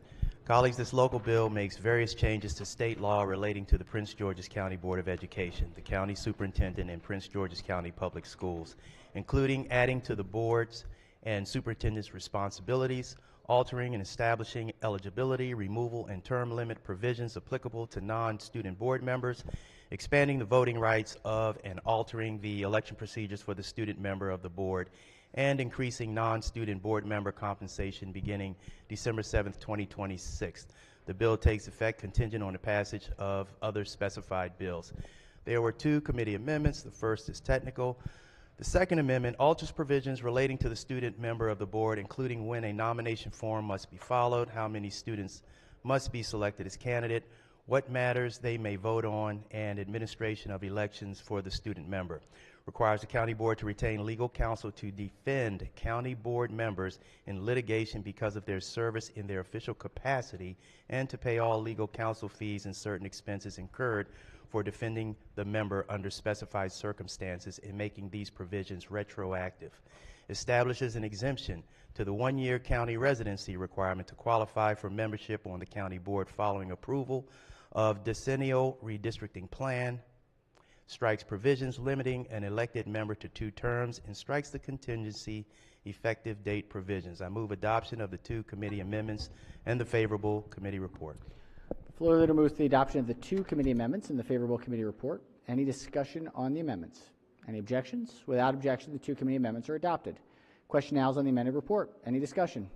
If not, all in favor of the report say aye. Opposed, nay. The ayes have it. The favorable committee report as amended is adopted. Are there any further amendments to the bill or its title?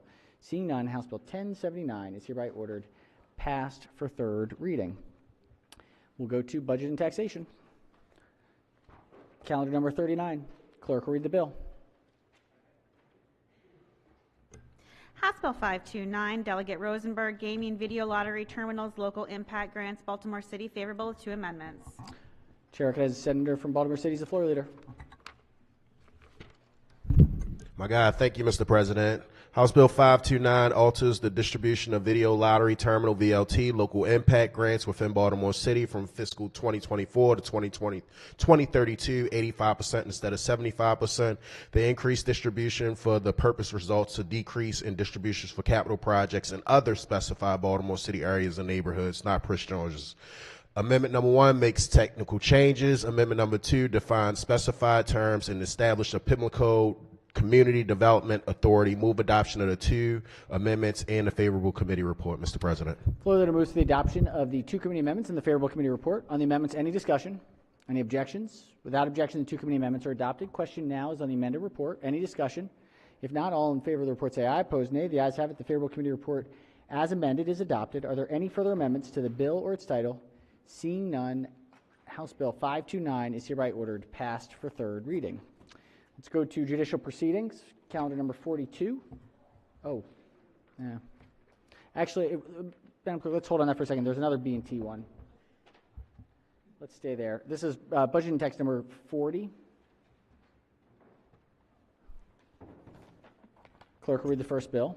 House Bill 235, Delegate Kaiser, tax sales owner occupied property foreclosure notices, reimbursement of expenses, favorable. Chair recognizes the senator from Montgomery County as the floor leader. Thank you very much, Mr. President. House Bill 235, as it's introduced in the State Senate, has 0 opposition. This is really just to provide opportunities for low-income families to create more time for them to work with the ombudsman when it comes to foreclosures and a certificate of sale. Again, there are no amendments, no opposition, and I'd move adoption of the favorable committee report.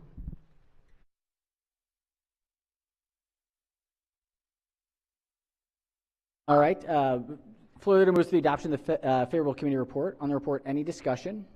If not, all in favor of the report say aye. Opposed, nay. The ayes have it. The favorable committee report is adopted. Are there any amendments to the bill or its title? Seeing none, House Bill 235 is hereby ordered passed for 3rd reading. Clerk, read the next bill. House Bill 236, Delegate Kaiser, tax sales homeowner protection program, outreach, favorable.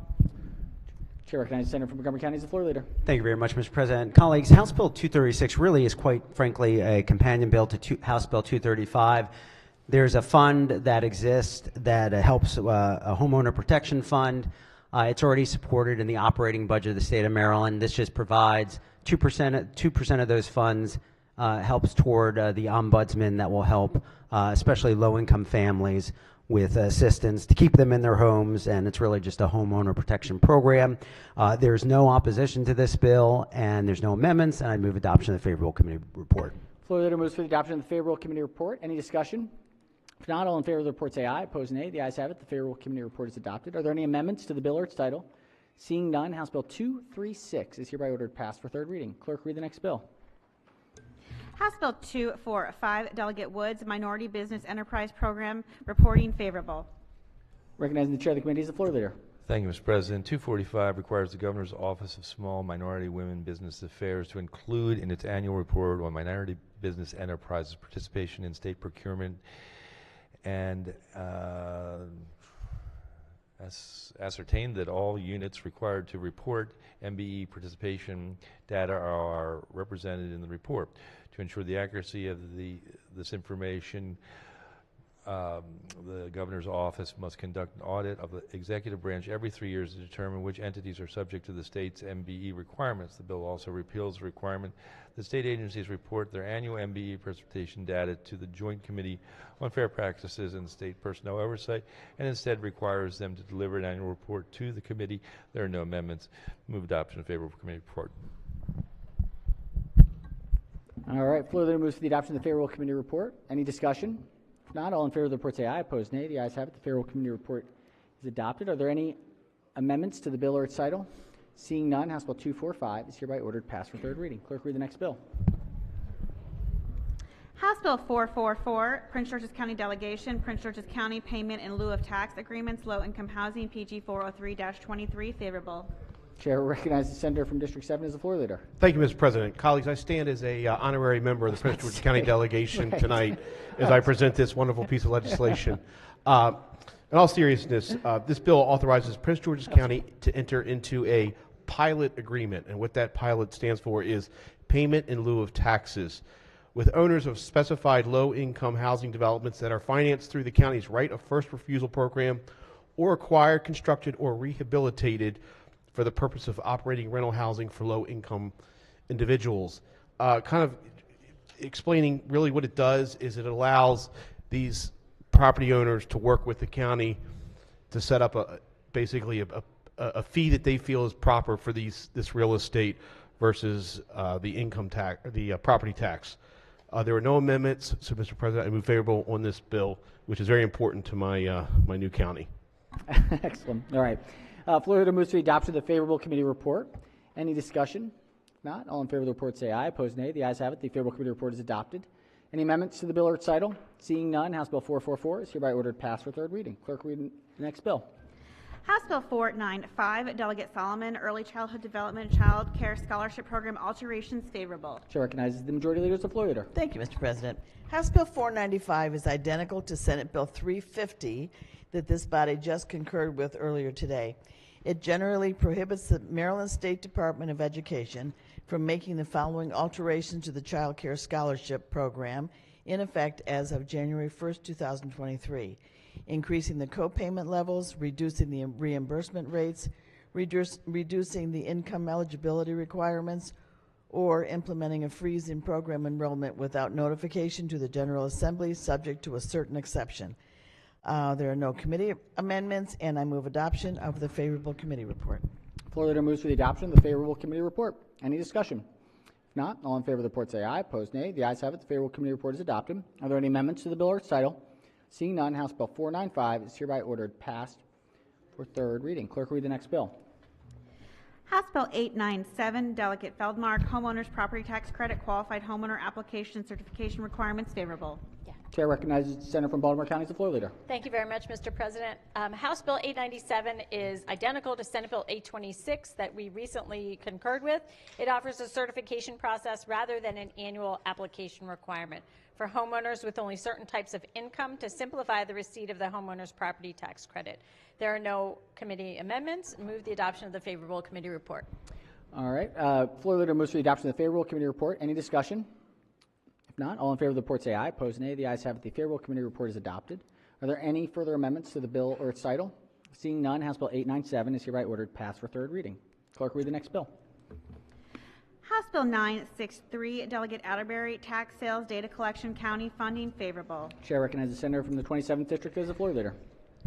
Thank you, Mr. President. Colleagues, House Bill 963 prohibits disbursement of specified funds to counties that have not provided required tax sale information and requires the tax sale survey data provided to SDAT to be for the second immediately preceding, to be for the second immediately preceding taxable year rather than the preceding taxable year. The bill only applies prospectively, and SDAP may not withhold any funding from a county because the county failed to provide any information required on a tax sale survey before the bill's effective date. There were no amendments. Move adoption of the committee report. Floor leader moves for the adoption of the favorable committee report. Any discussion? If not, all in favor of the report say aye. Opposed, nay. The ayes have it. The favorable committee report is adopted. Are there any amendments to the bill or its title? Seeing none, House Bill 963 is hereby ordered passed for third reading. Clerk, read the next bill.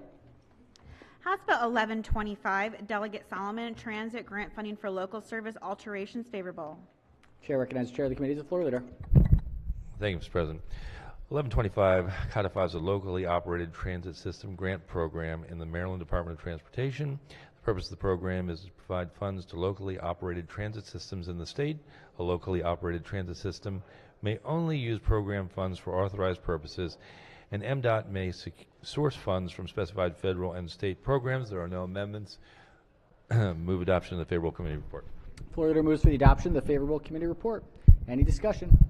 If not, all in favor of the report say aye. Opposed, nay. The ayes have it. The favorable committee report is adopted. Are there any amendments to the bill or its title? Seeing none, House Bill 1125 is hereby ordered passed for third reading. Clerk, read the next bill. House Bill 1274, Chair Appropriations Committee, Employees Retirement and Pension Systems, Reemployment, Earnings Limitation, COVID-19 Exemption, favorable. This is an emergency bill. Chair recognizes the chair of the Pensions Subcommittee's floor leader. Thank you, Mr. President. Colleagues, House Bill 1274 is an emergency departmental bill that reinitiates and extends for up to 2 years an exemption to the earnings limitation for state retirees who were rehired by the Department of Health for specified purposes. Specifically, if a state retiree is hired by the Maryland Department of Health for no more than 5 years to assist in the administration of federally funded grants related to COVID-19 pandemic or to serve on the COVID Unified Command, the retiree is exempt from an offset to their retirement benefit if their earnings exceed statutory limits. The bill applies retroactively to January 1, 2020 and terminates December 31st, 2024. There were no amendments. Move adoption of the committee report. Floor leader moves for the adoption of the favorable committee report. On the report, any discussion? If not, all in favor of the report say aye. Opposed, nay. The ayes have it. The favorable committee report is adopted. Are there any amendments to the bill or its title? Seeing none, House Bill 1274 is hereby ordered passed for third reading. Mr. Chairman, on that, if we could just take a quick look at that calendar, would it be feasible to put that one on a consent? The chair be interested in moving that one into a consent calendar for third reading? It was number 40, I believe. Oh, here we go. Yeah, number 40. Consent for third? All right. Chair moves that we move these bills onto a consent calendar. Oh, they were fixed. They'd fixed it too. Yeah, they fixed it. Oh, Ralph tried. They were. It was all on. Actually, the vice chair and I were commenting on how. Well, I'll leave it for off the mic. Okay. We'll fix it somehow. Any objections to making it a consent calendar for third reading? Calendar number 40. All right. Without objection, we'll make calendar number 40 a consent calendar for third. All right, let's go to judicial proceedings. This is calendar number 42. Clerk will read the first bill. House Bill 391, Delegate Healy, Vehicle Laws, Parking Enforcement, Citations, favorable. Mr. President. Chair recognizes the senator from Prince George's as the floor leader. Thank you, Mr. President. This bill requires a parking citation issued by a political subdivision, state agency, or third-party contractor to include a box that the person issued the citation may check to indicate that the registration plates cited were not issued for the vehicle described in the citation. If a person returns the citation with the box checked, the entity issuing the citation must verify through the Motor Vehicle Administration whether the person should be held liable for the violation and may contact the person as part of the verification process. There are no committee amendments, and we ask the body to adopt the favorable report. All right, floor leader moves to the adoption of the favorable committee report. Any discussion? Any objections? Oh, excuse me, on the report. All in favor of the report say aye. Opposed, nay. The ayes have it. The favorable committee report is adopted. Are there any amendments to the bill or its title? Seeing none, House Bill 391 is hereby ordered passed for third reading. Clerk, read the next bill. House Bill 435, Prince George's County Delegation, Prince George's County Speed Monitoring Systems, Maryland Route 210, Indian Head Highway, PG 304-23, favorable. Recognize and Vice Chair of the committee is the floor leader. Thank you, Mr. President. I am also apparently a member, honorary member of the Prince George's County Delegation this evening. This bill increases from 3 to 6 the number of speed cameras that Prince George's County may use on Maryland Route 210, which is also known as Indian Head Highway. There are no committee amendments. Mr. President, I move the favorable committee report. Floor leader moves for the adoption of the favorable committee report. Any discussion? If not, all in favor of the report. I'm sorry, excuse me, one moment. Chair recognizes the senator from Charles County. Yeah, Mr. President, I have a question for the floor leader. Will the floor leader yield? Of course. Yeah. So this is a very important issue, and I just want to know if this bill describes where on Route 210 these speed cameras will go. Is it that prescriptive, or? So it allows the state, the state to decide, as well as to have cameras that are not fixed that can move around along the highway as well. And only in the Prince George's County portion of Route 210. Yeah, I'm definitely for that, but I really would hate for the cameras to be close to Charles County Hall and Prince George's County part. Right on the border. But no, so your answer is these are mobile and fixed cameras? That's correct. Okay, and again, who will decide where they go? The state highway or? Yeah, I'm being told that the county is actually going to be the ones deciding here. The county will decide where they go. Prince George's County. Okay. Well, thank you, Mr. Flores. Thank you, Mr. President. Thank you. All right, questions on the report? Any further discussion? If not, are we sure? All right, on the report, all in favor say aye, opposed nay. The ayes have it. The favorable committee report is adopted. Are there any amendments to the bill or its title? Seeing none, House Bill 435 is hereby ordered passed for third reading. Clerk, read the next bill. House Bill 608, Delegate Lehman, Human Relations Housing Discrimination Service Dogs, favorable. Chair recognizes the senator from the 34th District as the floor leader. Thank you, Mr. President. House Bill 608 is nearly identical to Senate Bill 535, which passed out of here 46-0. The purpose of the bill is to allow service dogs that assist the disabled to remain living with their owners after retirement with the same non-discrimination protections. There are no amendments. It received a unanimous vote in committee, so we move for the adoption of the favorable committee report. All right, floor leader moves for the adoption of the favorable committee report. Any discussion? If not, all in favor of the report say aye. Opposed, nay. The ayes have it. The favorable committee report is adopted. Are there any amendments to the bill or its title?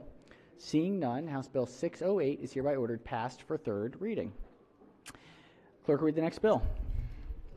House Bill 1174, Calvert County Delegation, Calvert County Civil Infractions Prosecutorial Designations, favorable. Chair recognizes the senator from the 42nd District as the floor leader. Thank you, Mr. President. This is a local Calvert County bill. The bill authorizes the state's attorney in Calvert County, subject to the approval of the county commissioners, to designate in writing the county attorney or an assistant county attorney to prosecute civil infractions. There was no opposition to this bill. The vote of the committee was unanimous. There are no committee amendments. I hereby move the adoption of the favorable committee report. Floor leader moves to the adoption of the favorable committee report. On the report, any discussion? If not, all in favor of the report say aye. Opposed, nay. The ayes have it. The favorable committee report is adopted. Are there any amendments to the bill or its title? Seeing none, House Bill 1174 is hereby ordered passed for third reading. All right, we have a report from the Committee on Rules, from Rules. This is report number 9 from Rules. Clerk will read the bill. House Joint Resolution number 4, the Speaker locating the new Federal Bureau of Investigations headquarters in Maryland, favorable. All right. House Joint Resolution number 4, recognizing the chair of the committee on the report.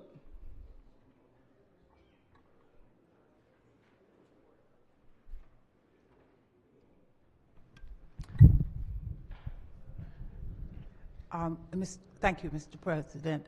We move that SG4 be accepted.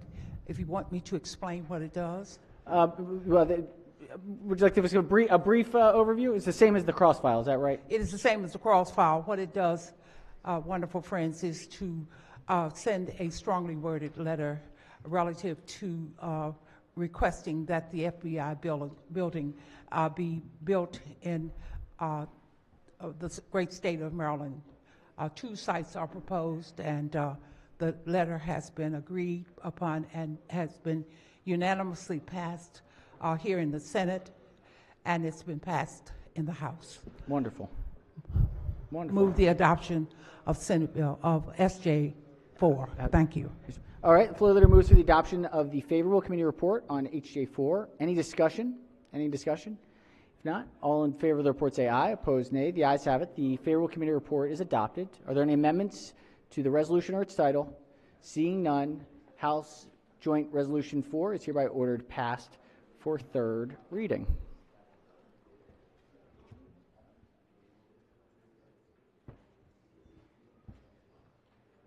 All right, we have a special order. This was the minority whip had asked for an amendment.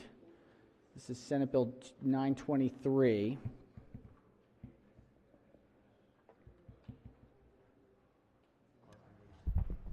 That was If 923. the clerk could read the bill. Senate Bill 923, Senator Rosapep, Natural Resources Green Space Equity Program Establishment, favorable with 3 amendments. All right, we have questions on the 3 committee amendments. Chair recognizes the floor leader. Thank you very much. I think we've had a conference and we've worked it out, if that's correct. Okay, so let's go ahead and on the 3 amendments. Any objections to the 3 committee amendments? Not all in favor of the amendment say aye. Opposed, nay. The ayes have it. 3 amendments are adopted. Question now is on the amended report. Any discussion on the report? If not, yes. Chair recognizes the minority whip on the report. Have we adopted the report? We have not. But not yet. All right, on the report, any discussion? If not, all in favor say aye. Opposed, nay. The ayes have it. The favorable committee report is amended, is adopted.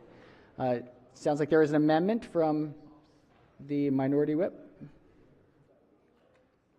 Mr. President, it sounds like we've worked it all out, and I was taking care of something, and I did not hear the discussion, so we're in good shape. Thank you, Mr. President. So, it appears there are no amendments to the bill or side. Chair recognizes the minority leader. Thank you very much, Mr. President. Just to quickly thank the analyst over in Triple E. She took my phone call. We're able to resolve that, and the senator responded to our questions as well, so all good here. Perfect. Excellent.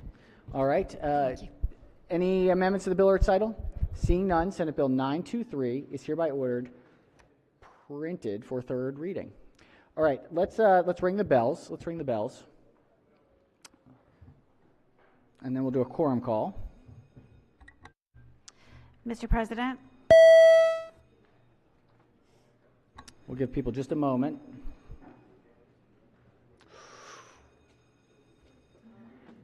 My computer screen is kind of losing its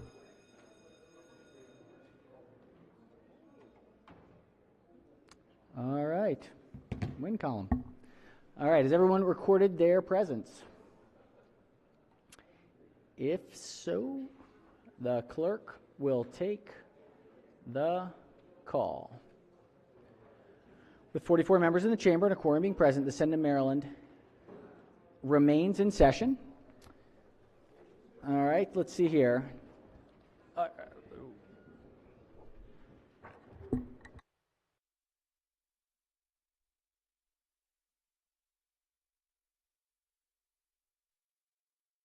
All right, we had a bit of a administrative error on my part here. We went a little too quickly on House Bill 550. House Bill 550. So, if we could pull back up House Bill 550,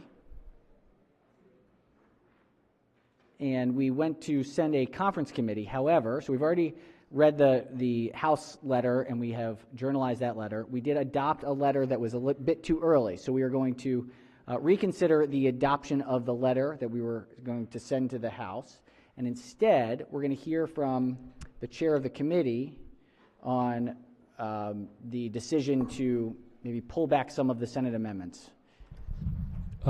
Correct. Just to rehash, our position was that the committee will recede from its position essentially. I don't know if you need more detail, in effect. I think the Senate added language was taken out in the House, and that's acceptable, so we're receding. I don't know. All right. If you need more detail. Yeah, I think, well, if there's what was the issue at play? Yeah, we put in some study language in our version of the bill that really turned out to be unnecessary and actually, quite frankly, a little problematic for the governor. And so they took it out on the House side, and that's perfectly. It's not actually substance. It was part of a study. It was actually study language. Excellent. Okay. Yeah. So the chair urges that we reconsider the vote by which the bill passed third reader. The House bill passed third reader in the Senate. Any objections to the motion? Without objection, so ordered. The chair moves to reconsider the vote by which we approve the favorable report. Any objections? Without objection, the favorable committee report as amended is reconsidered. Now the chair moves to reconsider the committee votes by which the amendments by which the committee amendments by which we passed on the floor. Any objections? Without objections, so ordered. So now we have the favorable committee report before us unamended. So we have House Bill 550 on the report. Any discussion? Chair recognizes the minority leader. Thank you very much, Mr. President. Could the floor leader, I guess, yield real quickly? Sure. Sorry, proceed. Just want to make sure we've got like 4 bills now that are doing very similar things. Are they? I mean, again, 2 House bills and 2 Senate bills. Are they completely different, or are they overlapping at all? Well, and I certainly, if the President Pro Tem wants to weigh in, I mean, this is the governor's bill. We had some standalone bills dealing with clean trucks, the medium and heavy duty trucks. So this bill, in part, essentially was a funding mechanism, incentives in that space. We did add in, and that's the subject of our receding into that bill at the end. We did throw in some study language to look at things like the solar panel industry, rooftop industry, and some things for MEA to come back with some recommendations for next session. But that's all that the back and forth between the House and Senate involved. So I'm not quite sure. We had the President Pro Tem's bill, we had a cross file, and then 1 governor's bill. So when you say 4 bills, I'm not quite. There's really 2 bills. We've got the governor's bill and the 2 cross-filed bills. The Senate sponsors. Yeah. Right. Well, that's what I'm saying. The Senate President, the President Pro Tem's Clean Trucks bill, the cross file. So that's essentially 1 bill, and then you've got the governor's bill right here, which in part was providing some funding and related. So it's really 2 different bills. Is all. 2 different bills, correct? Right. I thought that they both of them had cross files, so that made 4. That's why correct. I said 4. Exactly. Okay. All right. So let's go back to 2 different bills. One is the governor's bill, and one was the President Pro Tem's bill. Exactly. So how are those 2 different? Well, they are very different, and I might yield to the sponsor of the other bill. They work in tandem, but they are different. Okay. Yeah. Thank you. All right, let's yield to the sponsor. Thank you, Mr. President. The first bill really deals with the adoption of the rule for medium and heavy duty trucks for the state of Maryland. So that was the first bill. This bill, the current bill that's the bill that we are not on, but that bill did also attach some of the incentive language to that bill as well, trying to conform to what would eventually be House Bill 550. What happened is that there were some changes that were made to House Bill 550, which we talked about earlier on the floor, that dealt with some of those incentives and changing of some of those incentives, including reducing the amount, but also then establishing a cap on those incentives. That's what's in this bill now. But we, as the chair of the committee mentioned, we also added some study language, which was found to not be necessary. And so that's where we find ourselves now in agreement that we should pull the study language off and fall back to the position of House Bill 550 that came from the House.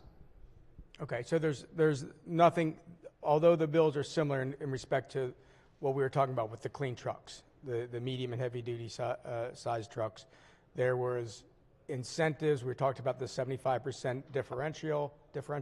We talked about the $10 million a year cap. All of that is in the previous bill, your bill to be. It is in both bills. Okay, so that was my question. So there are things that are similar that are in both bills. That is correct. Okay, is that necessary, or is there any reason we decided to do that? And what I thought was happening when we were cleaning this up right now was removing all the things that were in both bills, but we're not doing that. No, that's not what we're doing. Okay. The reason that we did that was because when we did the rule first, and so, but when we did the rule, we wanted to make sure that we covered all of our bases. So including making sure that we put the necessary guardrails on it, and that we also, at the behest of the stakeholders, make sure that there were also some incentives that were tied to it to help out those who would be subject to the purchase of the electric vehicle trucks. And that's the reason why we wanted to make that as complete as possible piece of legislation, understanding that the governor's bill that dealt with incentives was also there. That was the purpose, that was the reason that we put that in there, so that when that bill came to the body, it would be a very complete piece of work. Understand. Okay. Thank you very much for your answers to that. Yep. Thank you very much, Mr. President. Thank you, Senator. All right, so the question before the body, we've adopted the favorable committee report. We're back now on the House bill unamended, third reading. So everybody clear where we are? Question before the body is House Bill 550 on third reading for final passage. Any further discussion? If not, clerk will call the roll. Mr. President? Has everyone recorded their vote? Anyone wish to change their vote? Explain their vote. If not, the clerk will take the call. With 32 votes in the affirmative, House Bill 550, having received a constitutional majority, is declared passed. Clerk will read the message. Message to the House of Delegates by the Majority Leader. Ladies and gentlemen of the House of Delegates, House Bill 550, Speaker, Maryland Energy Administration Energy Programs Modification Clear Transportation Energy Act. The Senate recedes from its position on House Bill 550. Said bills return herewith by order Nicole Alexander, Secretary. Message having been read is adopted and will not be taken back. Promise. All right. Let's go to, let's see, 625. Let's see what we can do here. Let's go to special order calendar number 50. Special order calendar number 50. This is again a Senate bill, so we got to kind of see whether we can move this or not. Clerk, read the bill.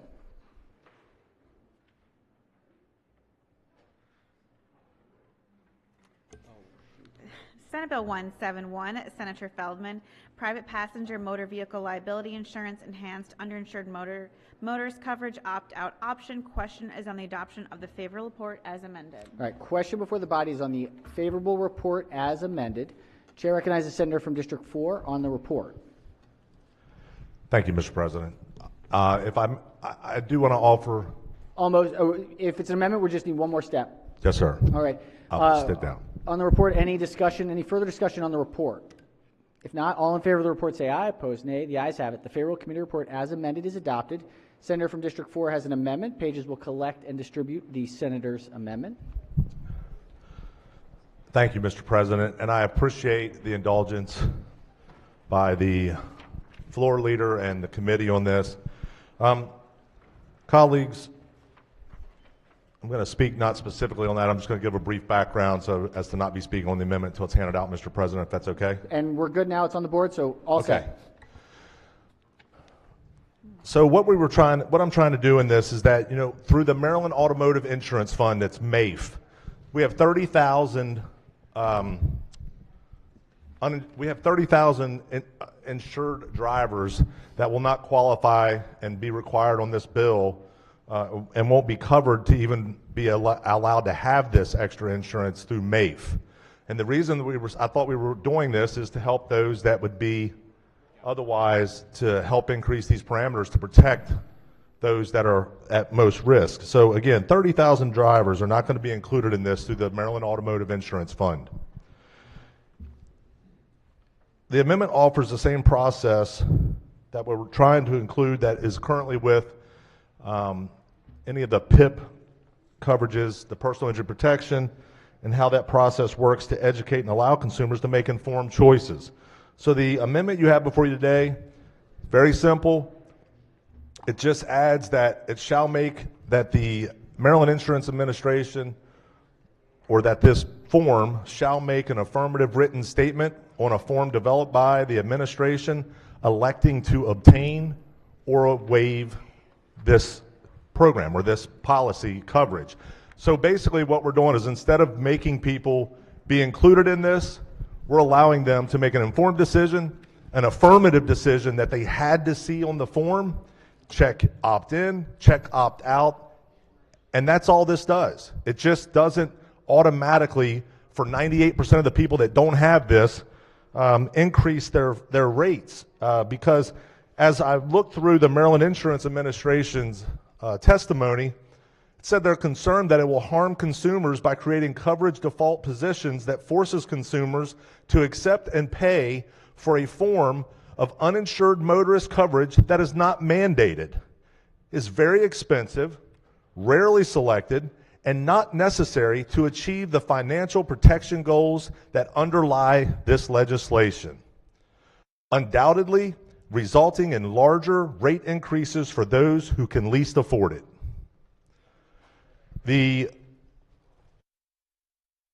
This would be the most expensive and least chosen form of the three uninsured motorist coverage options, which a policyholder can reject the EUIM, the additional, I guess, what is that, the extra enhanced, the enhanced uninsured motorist, but choose to purchase higher liability limits instead, with the same effect and often at a lower cost to the consumer.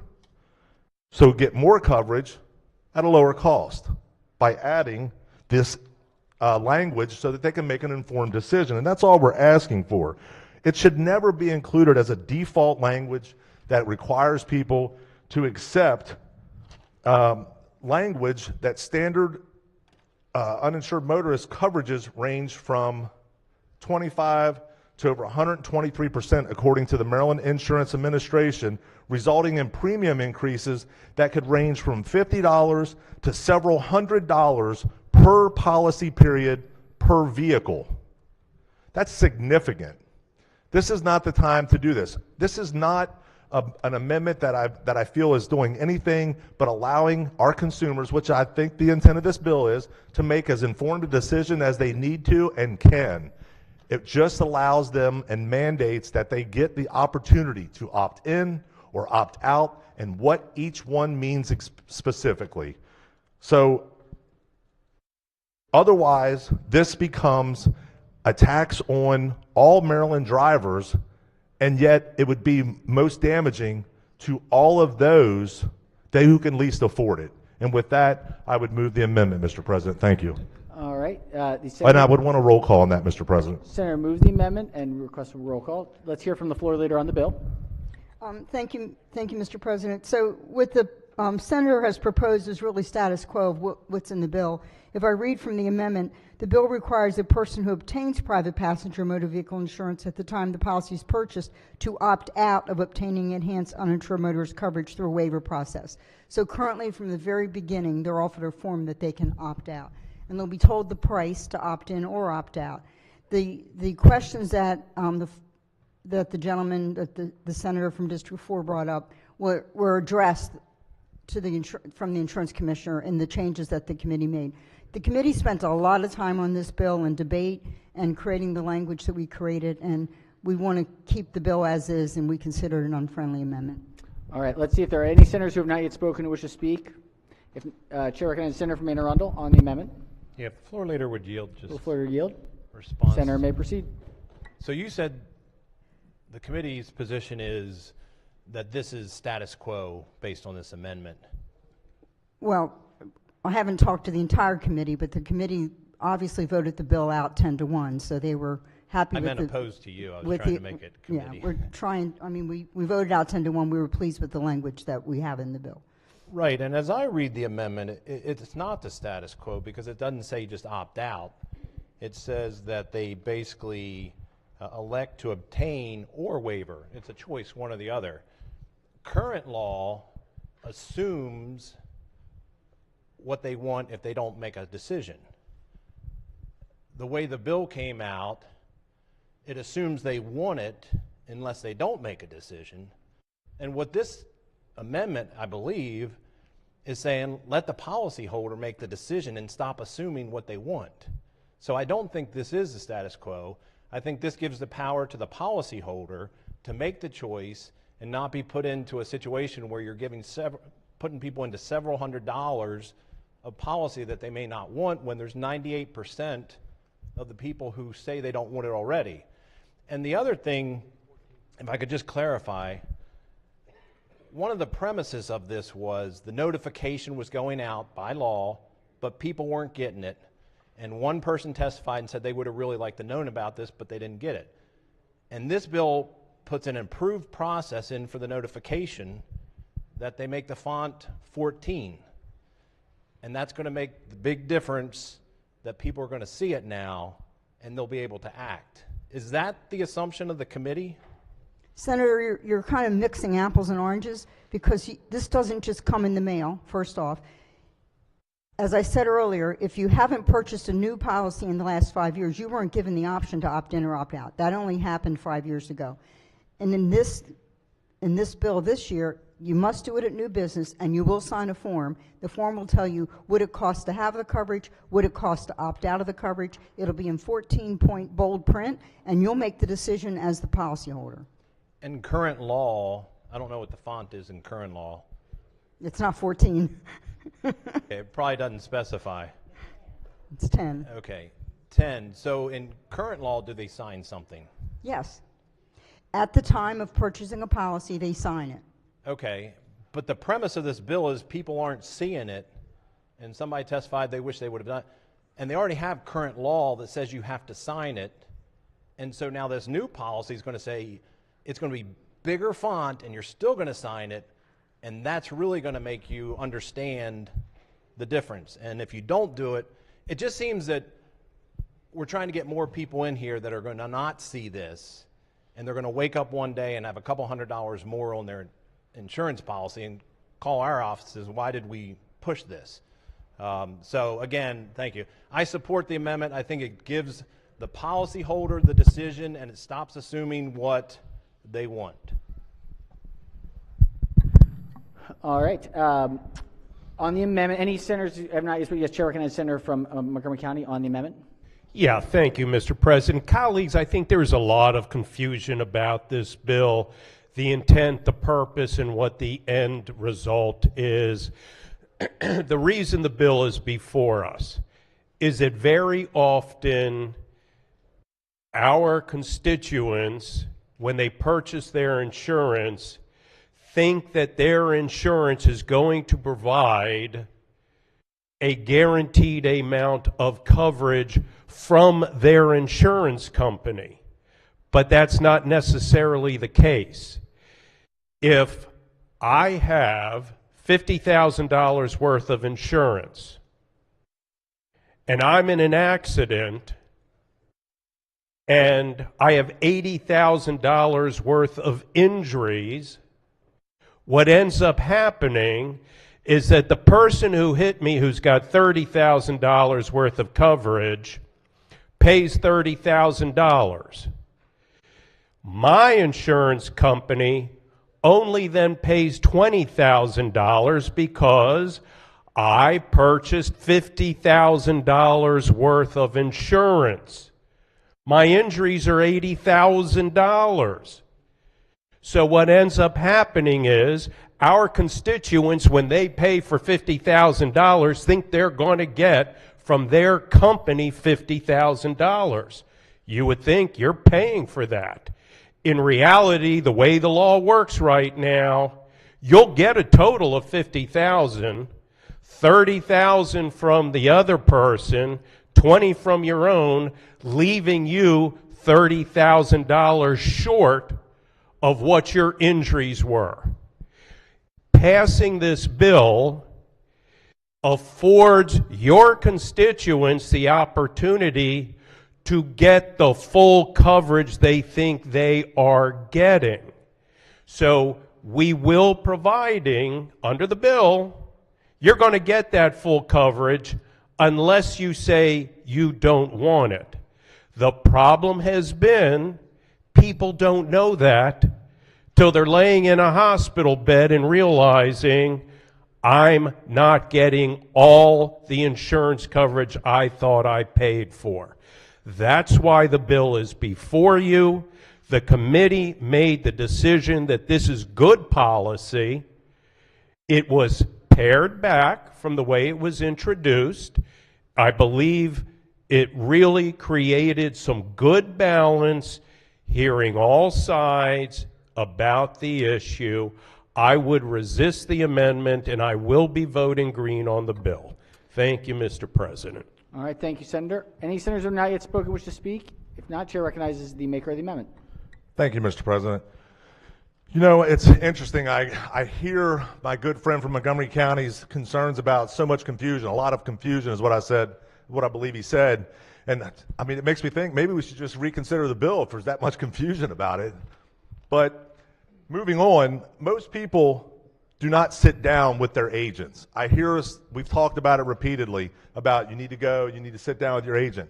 We're in the time that people do their transactions online.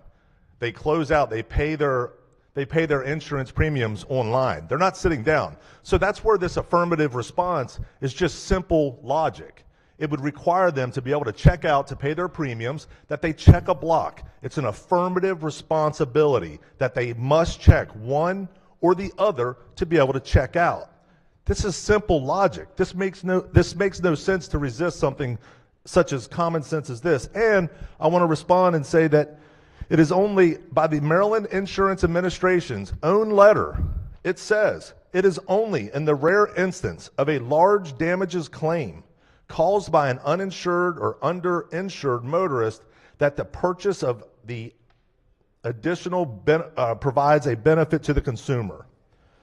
To illustrate this, we note that a domestic automobile insurer conducted a manual review of over 100 of these claims with this additional coverage and did not find a single instance where the purchase of this additional coverage resulted in a higher payout than what would have been paid out under standard uninsured motorist coverage. That's from the Maryland Insurance's own draft. It's from their own language. So the scenario given hasn't been found to be happening. The opt-out, and to my good friend from Anne Arundel County, she pointed out that this is already the status quo. We have this opt-out option. Yeah, now we're requiring them to opt out affirmatively, but if they don't affirmatively opt out, then it is considered that they have conceded and wished this coverage. But that's not the case. The reality is, like many people don't opt into it, is what the point was being made, so they wanted to give this opportunity.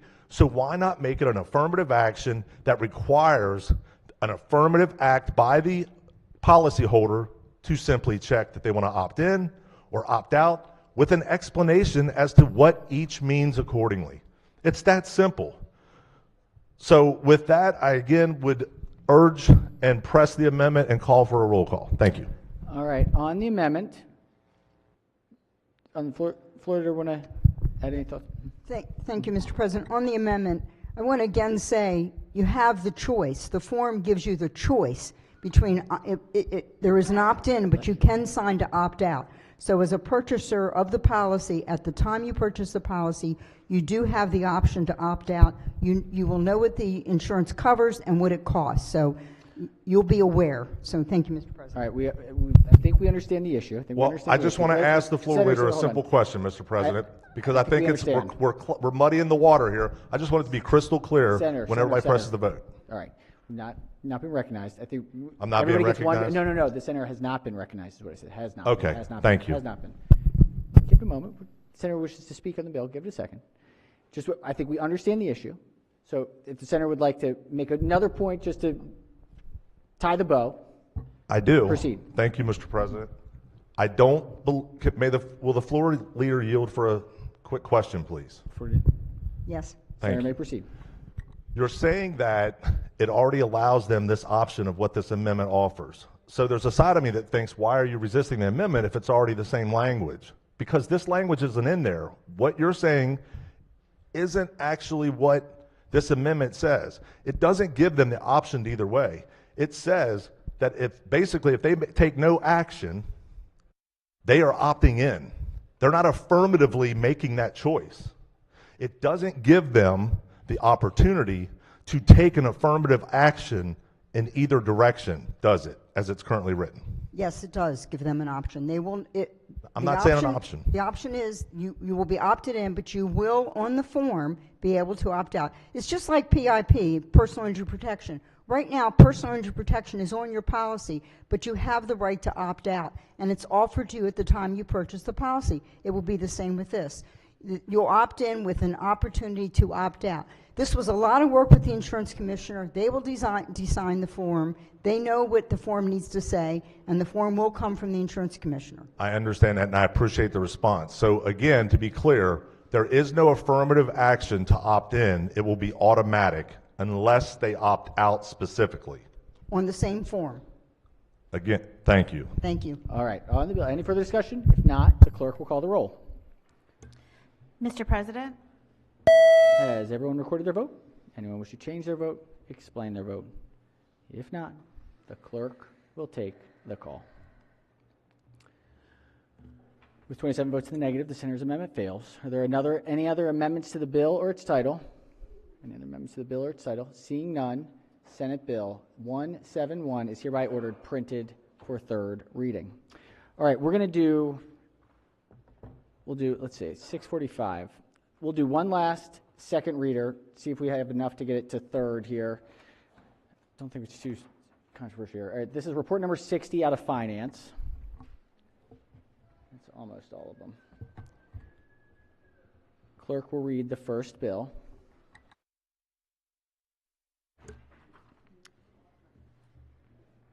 House Bill 290, Delegate Bagnall, Public Health Dental Services Access, favorable with 2 amendments.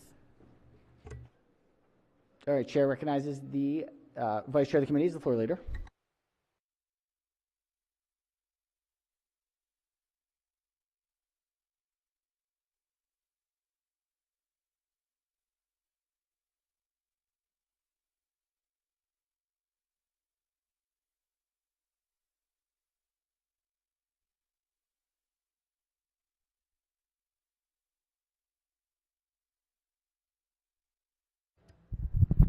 Thank you, Mr. President. House Bill 290, as amended, is identical to Senate Bill 237, as amended. The bill requires each county board of education, certain family care, child homes, and child care centers to provide notice once per year to the parent or guardian of an enrolled child of the clinical need for the child to receive a dental screening at certain ages. The bill alters the Maryland Dent Care program and requires that the State Board of Dental Examiners to publish a searchable list of mobile portable dental service providers. The Department of Health must, 1, annually evaluate Medicaid dental reimbursement rates. 2, create and distribute specified plain language materials related to the dental services. 3, convene a stakeholder work group to study the establishment of a specified grant or loan program for dental providers. 4, conduct a study on dental provider participation in Medicaid. And 5, conduct a study on providing Medicaid reimbursement for services provided by a certain certified community health worker. Amendment 1 is technical. Amendment 2 strikes provisions requiring certain notices to be sent by each county board of education, certain family care child homes, and child care centers. I move the amendments and the adoption of the favorable report. Floor leader moves to the adoption of the 2 committee amendments and the favorable committee report. On the amendments, any discussion? Any objections? Without objection, the 2 committee amendments are adopted. Question now is on the amended report. Any discussion? If not, all in favor of the report say aye. Opposed, nay. The ayes have it. The favorable committee report is amended, is adopted. Are there any further amendments to the bill or its title? Seeing none, House Bill 290 is hereby ordered passed for third reading. Clerk, read the next bill. House Bill 321, Delegate Rosenberg, Cigarette Restitution Fund Payments for Sale and Marketing of Electronic Smoking Devices Use, favorable. Chair recognizes the senator from Anne Arundel as the floor leader. Thank you, Mr. President. House Bill 321 establishes a separate account in the Cigarette Restitution Fund to consist of payments received by the state from any judgment, settlement, penalty, offer of compromise, or any other enforcement action related to the sale and marketing of electronic smoking devices. Distributions from the separate account may be used to supplement general fund appropriations for programs that aim to reduce the use of tobacco products by individuals younger than the age of 21. There are no amendments. There was no opposition. I move the adoption of the favorable committee report. Floor leader moves to the adoption of the favorable committee report. Any discussion? If not, all in favor of the report say aye. Opposed, nay. The ayes have it. The favorable committee report is adopted. Are there any amendments to the bill or its title? Seeing none, House Bill 321 is hereby ordered passed for third reading. Clerk, read the next bill. House Bill 984, Delegate J. Lewis, Public Employee Relations Act, favorable with 3 amendments. Chair recognizes the senator from Montgomery County as the floor leader. Thank you, Mr. President. Colleagues, what appears to be a very large bill is really not that complex. The bill before you, and I'm going to summarize it, consolidates the 3 existing labor relation boards, the State Labor Relations Board, the State Higher Education Labor Board, and the Public School Labor Relations Board into the new Public Employee Relations Board, which will oversee collective bargaining for all public employees.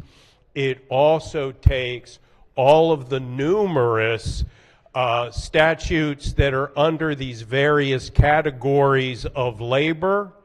It consolidates it into one place and makes it easy for all to access our labor relations. Amendment number 1 strikes a definition of confidential employee and replaces the definition of strike with the current definition that applies to collective bargaining for state employees. Amendments 2 and 3 restore management rights that apply to the state as an employer and strike new language regarding state employee grievance procedures. Mr. President, I move the amendments and the adoption of the favorable committee report. All right. Floor leader moves to the adoption of the 3 committee amendments and the favorable committee report. On the amendments, any discussion? Any objections? Without objection, the 3 committee amendments are adopted. Question now is on the amended report. Any discussion? Not? Oh, yes. Chair recognizes the senator from the 35th District. Mr. President, would the floor Will the floor leader yield? Senator may proceed. Yes, sir. Thank you. I'm just wondering, are there any concerns of conflicts with the federal National Labor Relations Board with this? No. Okay. Thank you. Yes, sir. All right. Any further discussion on the report? If not, all in favor of the report say aye. Opposed, nay. The ayes have it. The favorable committee report as amended is adopted. Are there any further amendments to the bill or its title?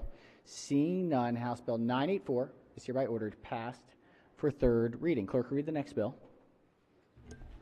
House Bill 1165, Delegate Wilson, Alcohol and Tobacco Commission, Technical Corrections and Clarifications, favorable. Chair recognizes the Vice Chair of the committee. Thank you, Mr. President and members of the Senate. House Bill 1165 revises and updates the laws governing the recently established Alcohol and Tobacco Commission by making numerous technical changes, including updating obsolete references. The bill also makes changes to make clear the concurrent enforcement and regulatory authority over the matters related to alcohol and tobacco in the state. The bill also repeals an obsolete reference to alcoholic beverage tax stamps. The bill completes the statutory changes needed regarding the migration of the commission from the Comptroller's office, and there are no amendments. There was no opposition, and I move the adoption of the favorable committee report. Floor leader moves to the adoption of the favorable committee report. Any discussion? If not, all in favor of the report say aye. Opposed, nay. The ayes have it. The favorable committee report is adopted. Are there any amendments to the bill or its title? Seeing none, House Bill 1165 is hereby ordered passed for third reading. All right, we're going to do one last report, and these are just the cross files that we just did. So they're the Senate version, so it should not be, well, we'll see. Not going to jinx myself. This is report number 59. Clerk will read the first bill.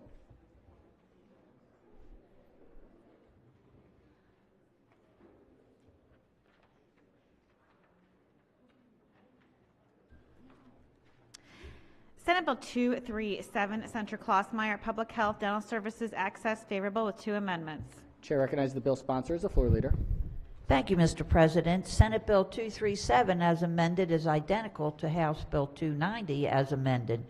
The bill alters the Maryland Dent Care Program to include dental hygienists, requires MDH to create and distribute specified plain language materials related to dental services, requires the State Board of Dental Examiners to publish a searchable list of mobile or portable dental service providers, requires MDH to convene a stakeholder work group to study the establishment of a specified grant or loan program for dental providers, and requires MDH to conduct a study on dental providers' participation in the Maryland Healthy Smiles dental program.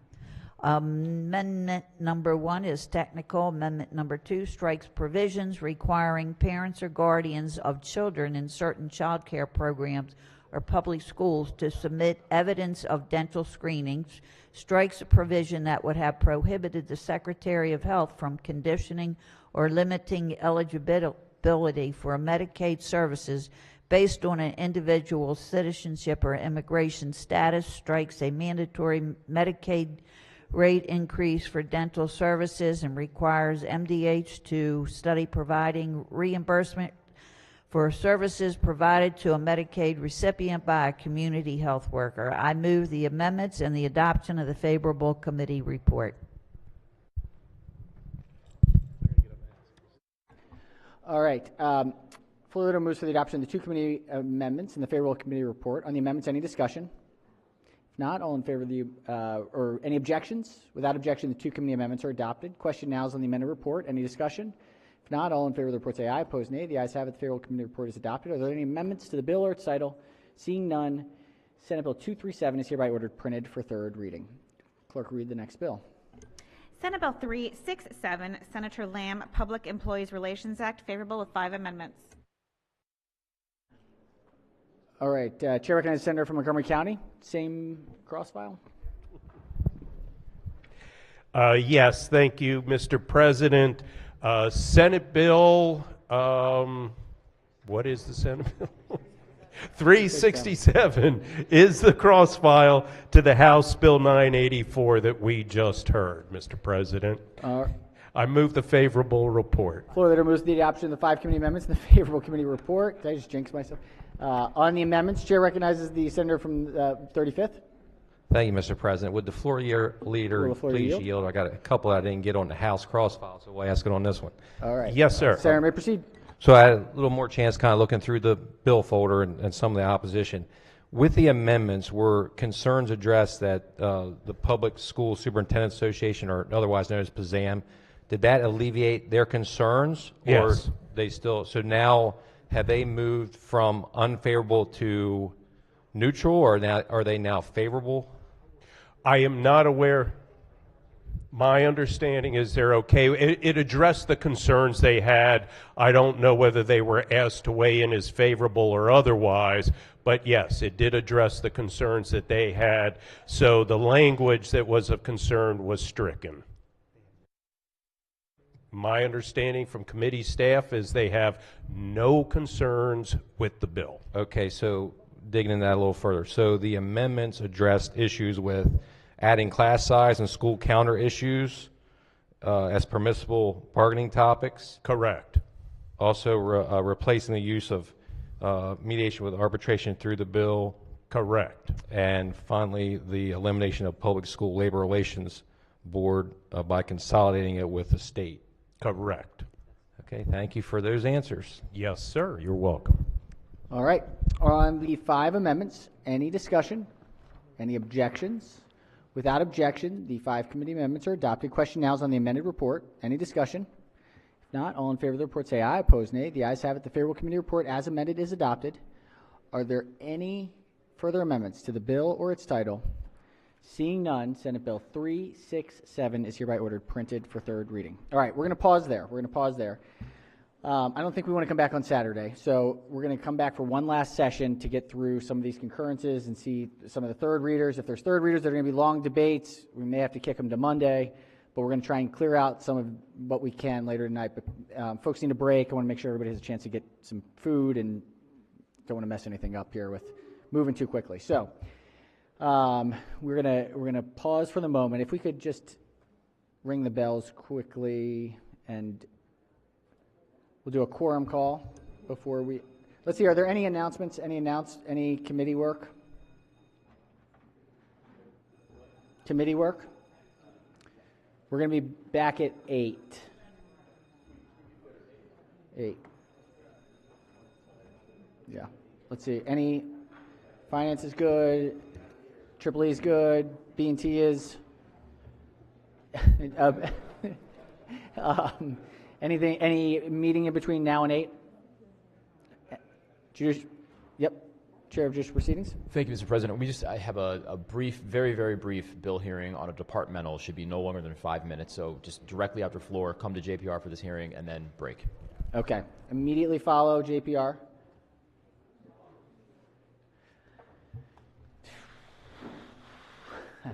I don't know. 2 hours? Hour and a half?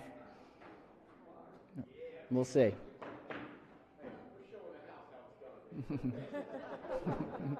All right. Any further business before we adjourn? Or excuse me, recess before we recess? All right, let's do a quorum call.